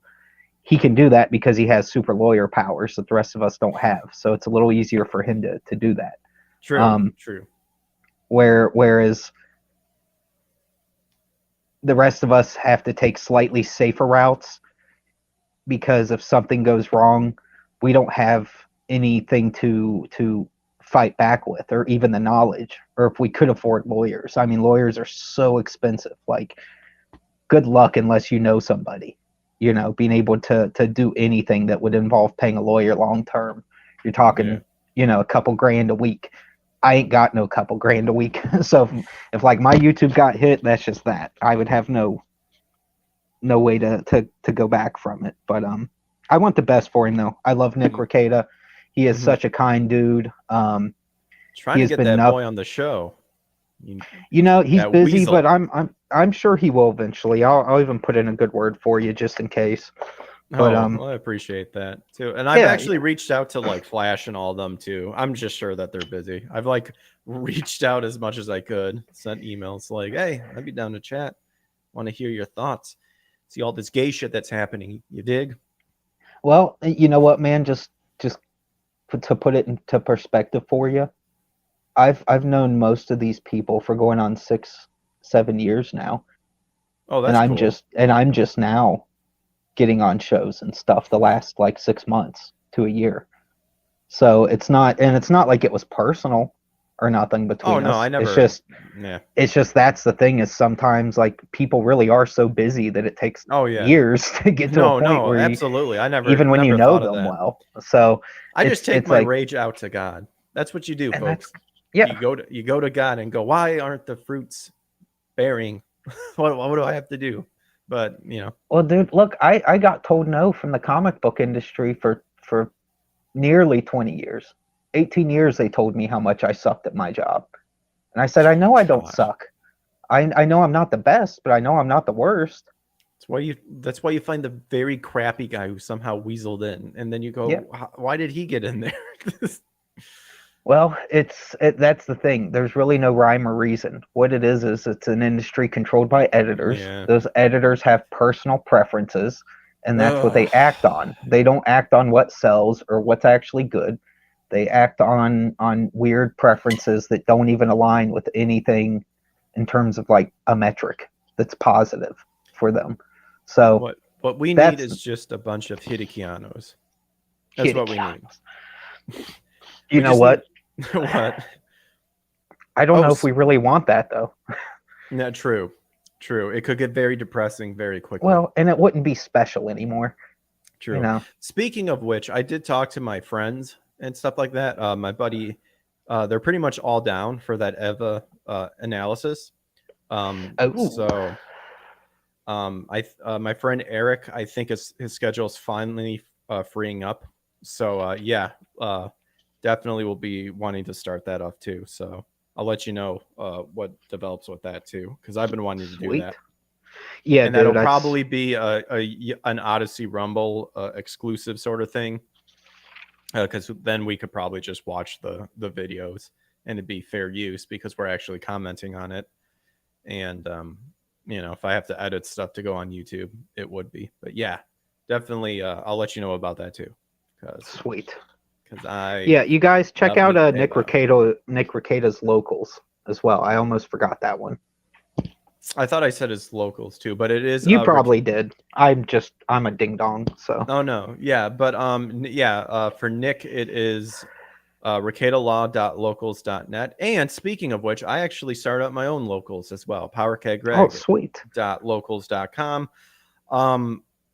I have to like look up a tutorial or something on like, I think I got everything set up, and I think it's one of those things where you can sign up for free, and then I think if you want to comment, there's like a tier, like a $5 tier, and then with like a direct, I pretty much copied Nick is what I did. Yeah, I'm like, I have no idea, so I'm assuming this is a good baseline to start off with, but I think it should be free regardless. So feel free to check me out. It's tough because it's like new to everybody right now. Yeah, like everyone's trying to think like, how do we make a platform that's a little different than the others? Mm-hmm. And we're so used to like a standard format, that it's a little tough to. I don't know. I know younger people probably say, "Oh, you just sound like dumb boomers." It's like, well, we're just sick of making new accounts for new things. If people would just stop bothering us, we would just be fine where we're at. But fortunately, we gotta. And that's the other thing too, is especially now with Nick's whole thing, it really does show that it's getting to the point where we're gonna have to decide on these alt techs. We have to do better at making the alt tech just be a tech. Like we have to grow it too, because I mean, especially with Nick and seeing the success that he's grown up to, they can do this to anybody and not care about it. So it's getting to that point where we need to start making the alt techs part of the tech of the big industry and stuff like that. And of course, there'll be caveats to each and specific one. I like Odyssey's setup more than Rumble, but I think Rumble gets more pull than Odyssey. I think they also I think they need to work on with like gaming aspect too, because Twitch Twitch is just as shitty. They're just as wokish. So Yeah, you see people getting banned off Twitch over such frivolous things, and yeah, sometimes it's even people that you're like, but they're on your liberal team. It's like, but then yeah, you can well, have people like Amarith just being in a hot tub making SMR or ASMR sounds, you know, because that's what a streaming platform that was based on gaming was all about, right? a credit to her though, she has found a way to make insane money without actually doing Oh, pornography. It's insane. no, I straight up won't deny that. That's a, you know what? You brought up a funny thing that I always thought was hilarious. Because then it's like, well, props, like you figured out a way that's fun. Like you figured out the way. Like the figuring out the way, I tip my hat to you.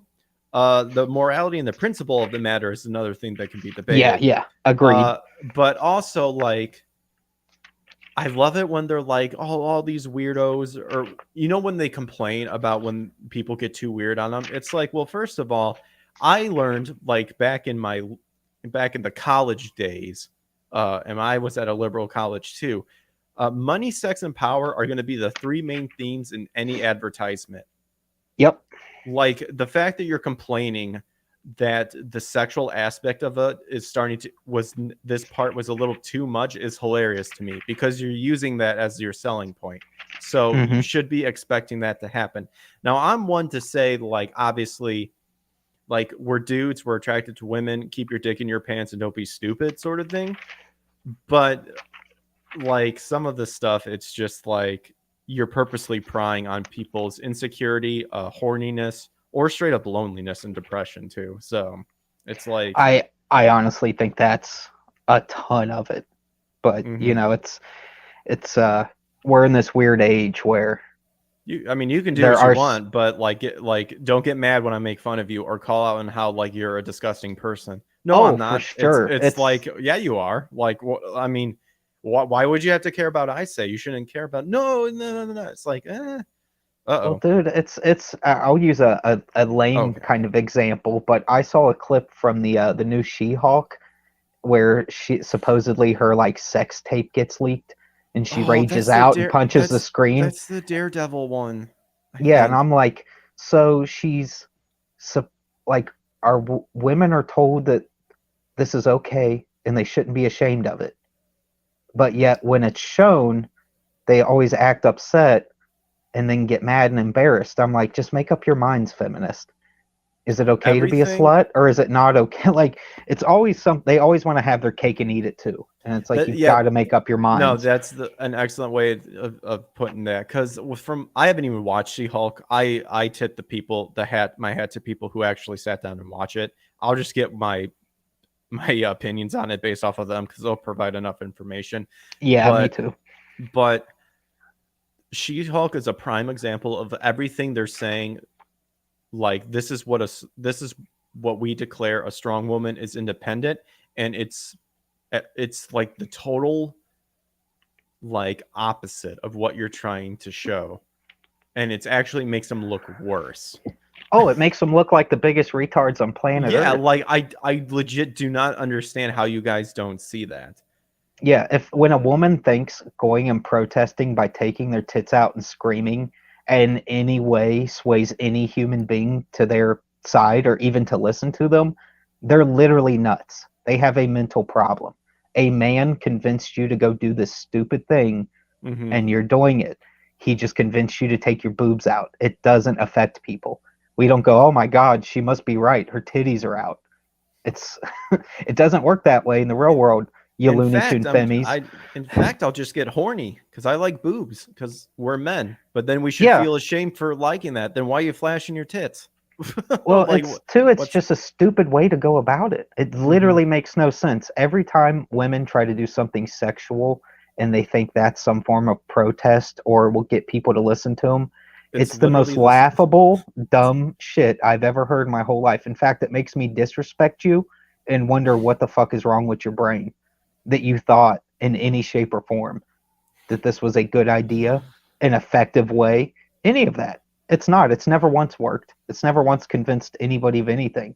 it just makes those particular females look stupid and give everybody with a legitimate gripe look stupid as well. It's so silly. I get irritated with it because that's how dumb it is. It's not that I don't like women, it's that I can't comprehend a human being that stupid. Well, it's like, yeah, they just don't want to admit that sex sells. What's the thing? And people have determined what they find sexy, and it ain't some fat blue-haired over nose piercing woke person. Like, No, it's just it's never gonna sell. Admit just accept it. It's like a male college professor convinced you to do these stupid things. Exactly. And you're so stupid you went and did them. You went and did it. So we're at the 2-hour mark. I don't want to hold you anymore, Joe, if you want to. But before we wrap up, I want to say Amanda Miller made a funny video about protesting with tits out. Oh, that's cool. I do want to say that I have started reading comics. Oh, no. Yes. Because at some point I was like, I want to at least read up something, add something. I'm already reading other stuff, but I want to add at least a comics to my repertoire. So I started off with the Spider-Man, the symbiote suit series. Really, I wanted to do Venom because I was like, I like Venom. I wonder what good Venom comics there are out there. So I'm starting where the suit came from. So, well, hopefully I will see what people loved comics and then try to avoid any wokeness. Well, here's the thing. There's a lot of great comics out there. Yeah. And if you ever want guidance, just let me know, because there's degrees. There's comics that are written really well and drawn really bad that are good. There's comics that are drawn really well and written really bad that are still good, because at least they're drawn well. That's why. And then there's comics that do both, and those are the sweet spot. Well, so that's why I brought it up, because it was more so of a hint of saying, Joe, I need guidance.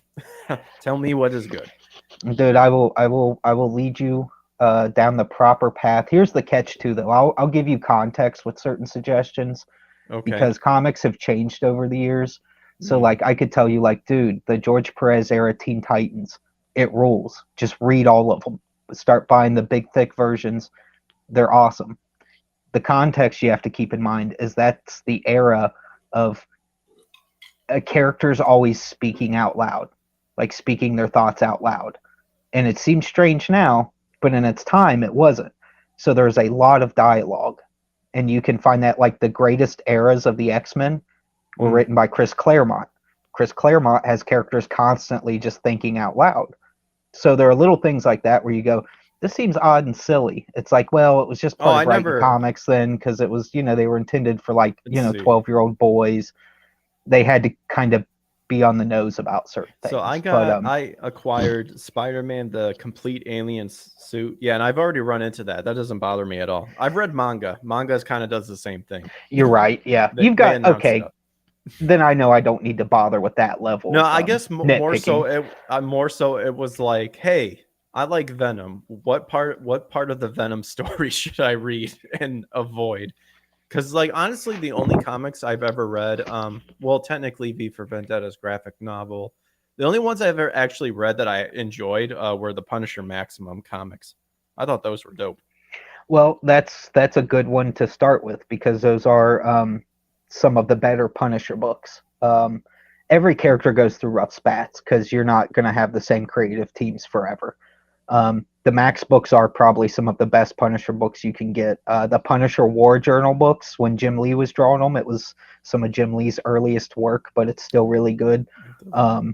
Those are also excellent Punisher books to get. There's, like I said, there's tons of stuff I can suggest to you. It's just you want to get new fans on the best stuff so that they start to learn the creators to follow, because it's not always the characters that are really great. You start to realize it's the guys working on those characters that made them great.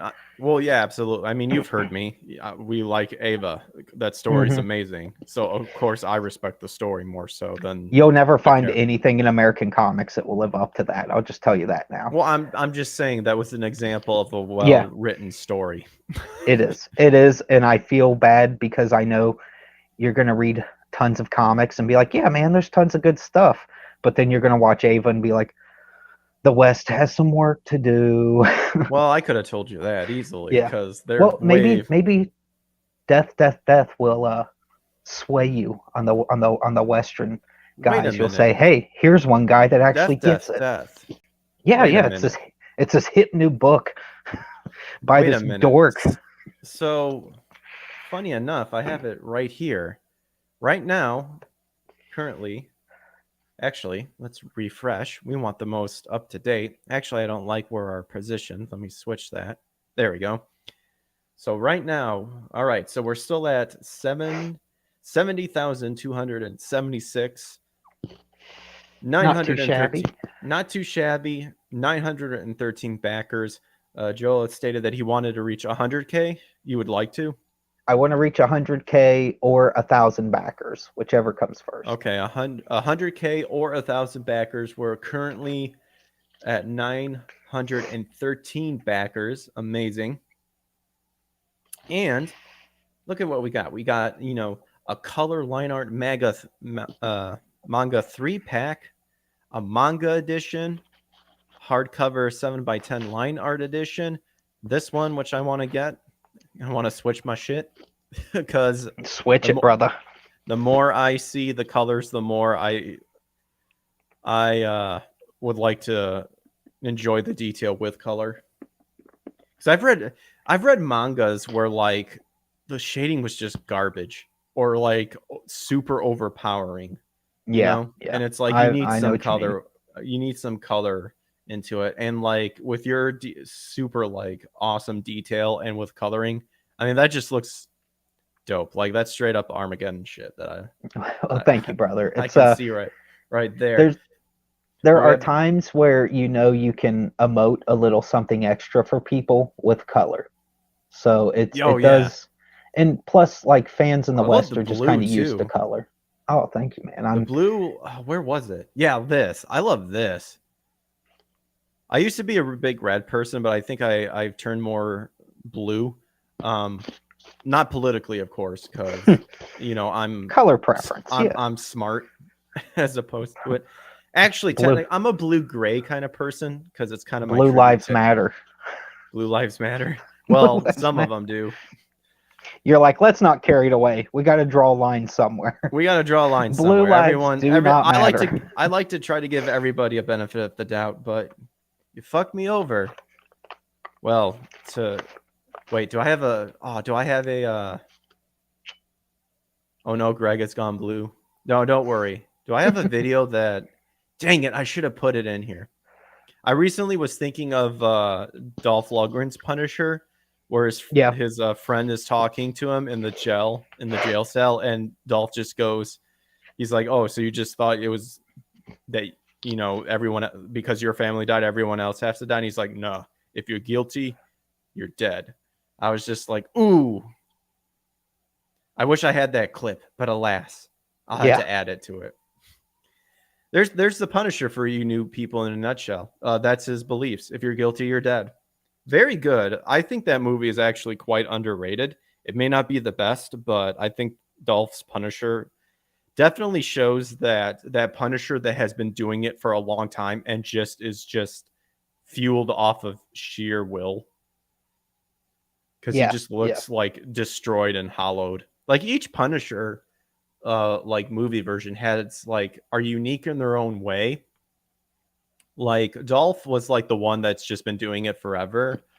The Marvel one, the recent one with John, what's his face? He's like that young, feisty, like grenade ready to explode type of Punisher. Yeah. And then Thomas Jane was the one that eased into it, the origin one where he kind of still didn't know what he was doing, but he knew that he was going to do it. And then the Warzone one, with what's his name, Roy Stevenson. Like he actually looks like the Punisher from the Maximum comics. Like he looks like he stepped right out of it. Visually, he's the best looking of the Punishers for sure. And in that movie, despite on how bad it was, that one was the one of like, okay, I've started doing this, and I know what I'm doing, and I still have the tactical elements to it. Each one unique in their own way. I actually have an idea for a movie about those. but I will not share it online because who knows, because it could come. But let's see. We'll end the stream here. We'll see if there's any new news that we can look up. We know that the Super Mario Brothers debut trailer is revealed. It actually doesn't look too bad, but I mean, it's Chris Pratt. I can't wait. I just visually it looks perfect. Like I cannot wait to see it. I actually love the live action one too. That's a guilt trip of mine. I hate it, but I'm glad you like it. Someone needs to like it. I think it's just not Mario. It's an interesting film. I think, but it's not Mario. I think that's why I like it, because there was actually the original script was like super dark and gritty, and I would have loved to have seen that. So, but yeah, I know what you mean. It's not Mario. So, alas. Let's see. What's a good one we can end on that there's is absolute garbage? Here we go. Fuck it. We'll look into this one. So we are on Bounding Comics. And yeah, we brought up She-Hulk, so I guess we'll end on She-Hulk. So according to Bounding Comics, the She-Hulk finally introduced Daredevil proper to the Marvel Cinematic Universe and completely massacres his character. Yep.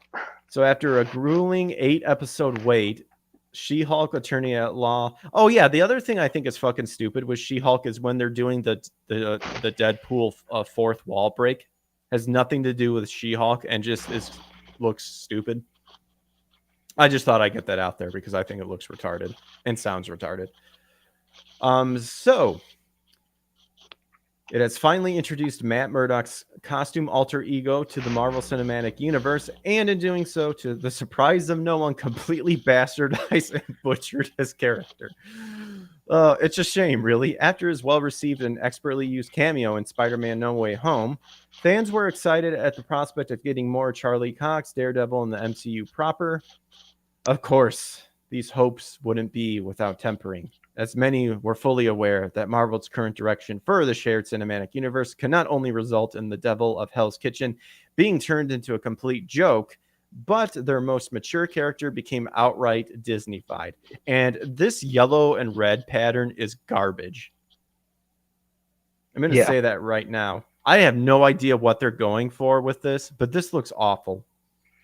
It's like a generic take at one of his costume designs that never really was popular. I was actually going to ask, did he actually have a color scheme like this in the comics? For a little bit, it's been used off and on, but he's mostly known for his all red. The full red. The full red's the real outfit, but he's had probably 2 or 3 costume iterations that never went well and always got canned after like a year, if not less, and they just went back to what worked. But bear in mind though, Daredevil's never really been popular. It's never been a high-selling character. Frank Miller's run was probably the only successful run of Daredevil. There's a lot of Marvel characters people pretend like they've always loved, and it's a lie. And they never loved these characters. Nobody did. They're DC and E-list loser characters, and Daredevil is definitely in that realm. There's no hardcore Daredevil fans. If they say they are, they're lying through their teeth, because the sales have shown that these people don't exist for the last 60 or 80 years. So all I can say, the first time I saw Daredevil was on the Spider-Man the Animated Series, and then that crappy Ben Affleck one. So this fan hesitance was only further amplified by series head writer Jessica Giles' August confirmation that they would be veering away from a Daredevil who is very dramatic, a little bit on the heavy side, very dark, brooding. Then here's an idea for you guys. What I just read right there. When you guys write that down and say that out when you're in the conference meeting, acknowledge it and then do the exact opposite. And I guarantee you things will be a lot better. In favoring of exploring a lighter side of that character. Oh, like when you made him do the walk of shame. God, oh my gosh. Sadly, though, absolutely unexpectedly, these fears ultimately came to pass with She-Hulk's 8th episodes, Ribbit and Rip It. Admittedly, his appearance starts off relatively strong. beginning with Murdoch exercising his signature charm as he saunters into a courtroom opposite Jennifer Walters. Apologies for the tardiness, Your Honor. He addresses the judge. I had trouble finding parking. Just kidding. My driver got lost.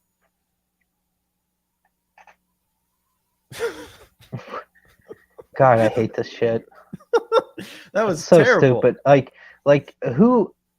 How? I'm not even. You know what? Sometimes I want to ask these like rhetorical questions that I know the answers to, and Well, I stop I'm here. myself because I get sick of like other people don't. When people are like, "How are these idiots getting these jobs and working on show?" It's very simple. They're gay, and they're involved with Hollywood. That's True. literally it. I was These going to are say not. These are not people that know how to write. These are people that have never written a thing in their life, but they fit the diversity bill, so they get a job.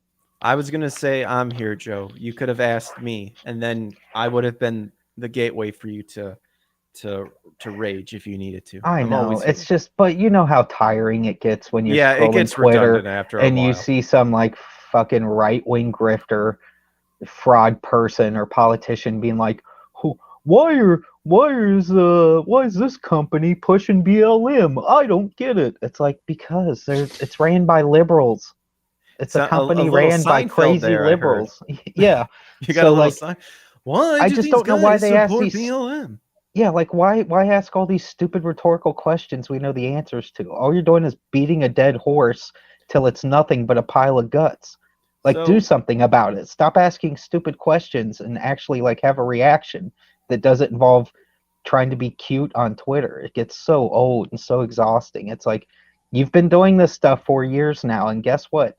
Your stupid snarky comments about some obvious thing has not changed that thing whatsoever in any shape or form. It has not stopped that thing. So move on, do your own thing, or find a solution to the problem, because complaining, asking stupid questions about why politically charged things are happening in a politically charged environment is just, it's so old. I hate it. I'm just sick of people asking dumb questions so that their audience will get in an uproar over something we all know the answer to. I don't know. It's just I understand what you're getting at. I'm actually offended by that joke because they're making fun of a blind person. Very rude. The only person she could get to sleep with her was a blind person. Well, we're not there yet. Maybe I thought it'd get brought up in the article. That's all right. Well, we mentioned it earlier with the sex tape, so I figured it was fair game. I know we did. So representing superhero fashion desire, Luke Jacobson, the same man who designed Jen's unique physique, responsive business, and super. Are you shitting me? I didn't know that. That's okay. In a defective good lawsuit filed against him by the Jade Giantess client Leapfrog. Oh yeah, because he put the wrong oil in his rocket boosters, I read, or something like that. What? Yeah, Daredevil doesn't have rocket boots. No, Leapfrog. Oh, Leapfrog's a character? So from what I heard, it explains it here. So pretty much in a nutshell, there was a person, I think, who was trying to stop a crime. His name was Leapfrog. And he has rocket boots that I guess propels him forward. It malfunctions and it blows up and it burns his feet. And so he's suing the costume person, who's the already established person who makes She-Hulk's costume. And she's representing him. And Matthew Murdoch, I believe, is representing the costume designer.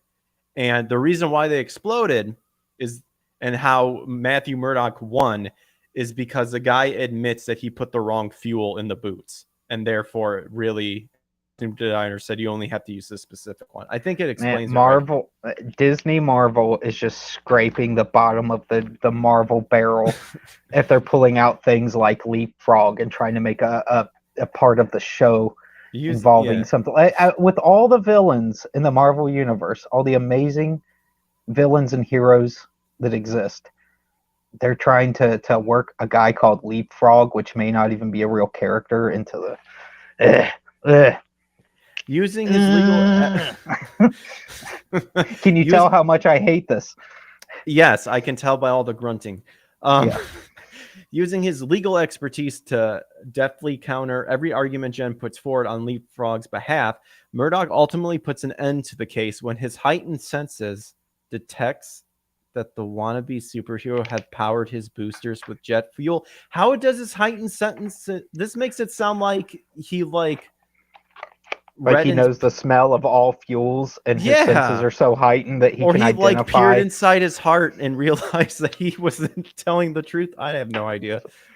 I know that he can tell with their heartbeats and stuff, but dear Lord, I mean, this might just be the writing of the article, which I'm not ripping on the article, but I'd want to see the scene of how they explain it, but I don't.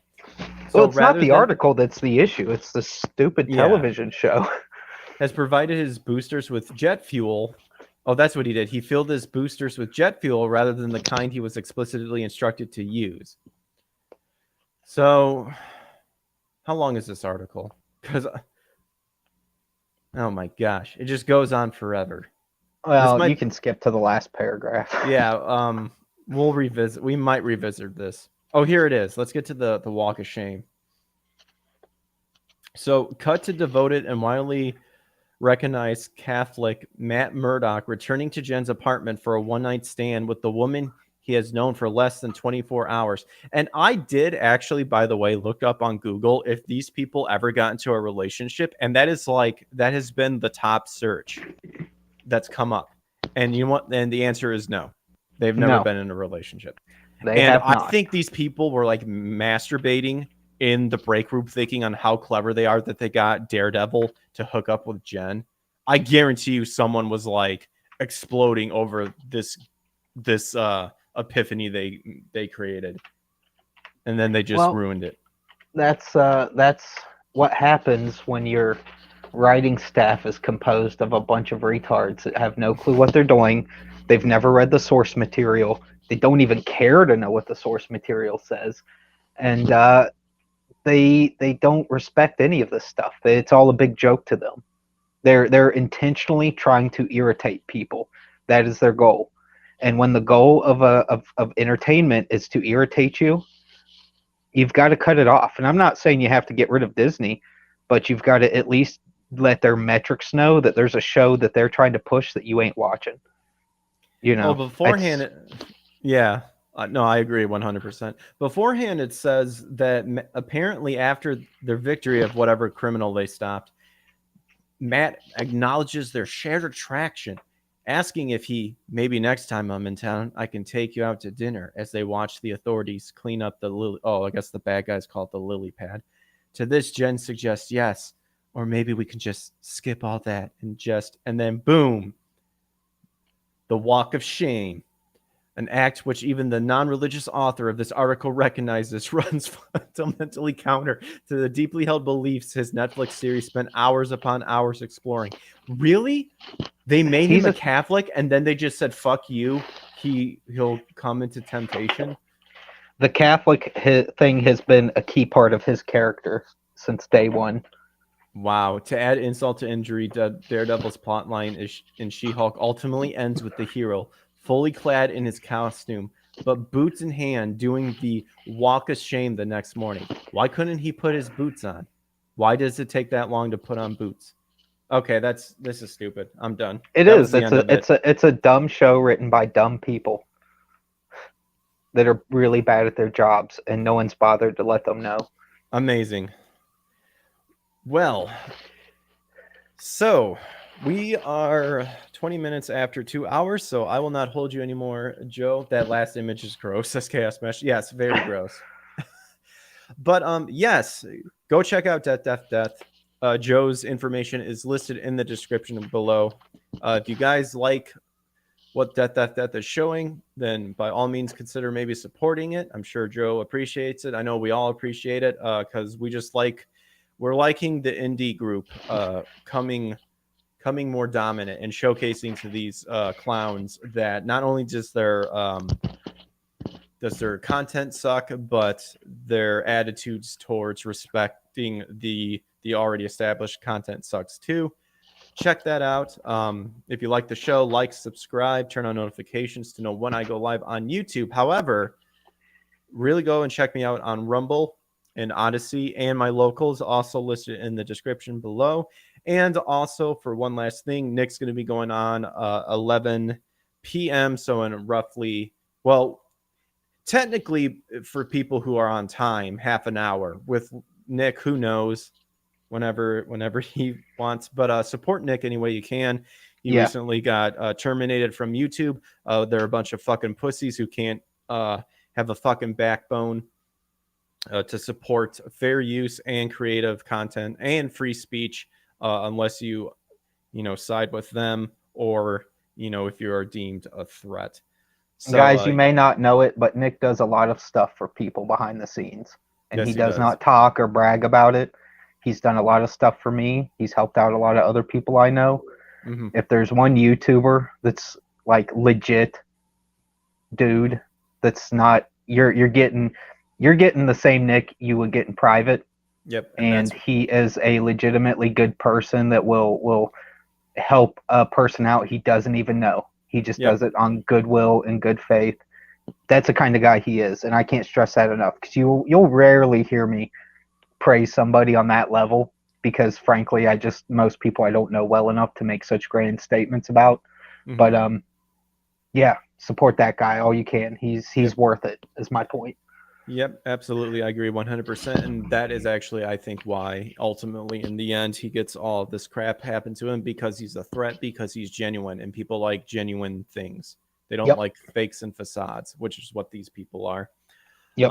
And yeah, I agree 100%, Joe. I feel God's given me that kind of intuition of kind of knowing who a person is, probably through the Holy Spirit, and to know he is taking a lot of shit for all of us. Yeah, he's taken a lot of shit, but he's genuine.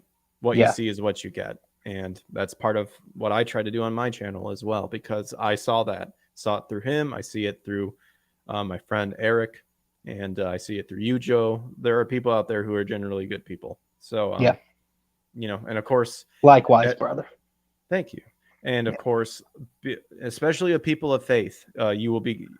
Christ said you will be the target. You will be the target, because you are showcasing what God wants to share with his creation. Get used to it, gang. You're going to be presented as the bad guy, whether you like it or not, and it's going to be that way from now till the end comes. It just is what it is. And Chaos wants you to ask if Nick is a Mason. So I guess put that I will. I'm going to ask him just because I'm curious now. Put that onto your to-do list. But yes, everything should be in the description below. Thanks again for hanging out with me, guys. Joe, thanks again. I sent the link to Shane, but alas, he could not make it. So, but I'm sure this will not be the last time you will be on, or he will be on. But yeah, I'd love to hang out with you guys again. Chaos says I want that recorded. Well, we'll see what happens. we will see what happens. Yeah, we'll see. But again, thanks a lot, you guys, for the support. Love you guys. Take care. Catch you on the flip side. And remember to stay strong, and we will see you next time. Adios. Later.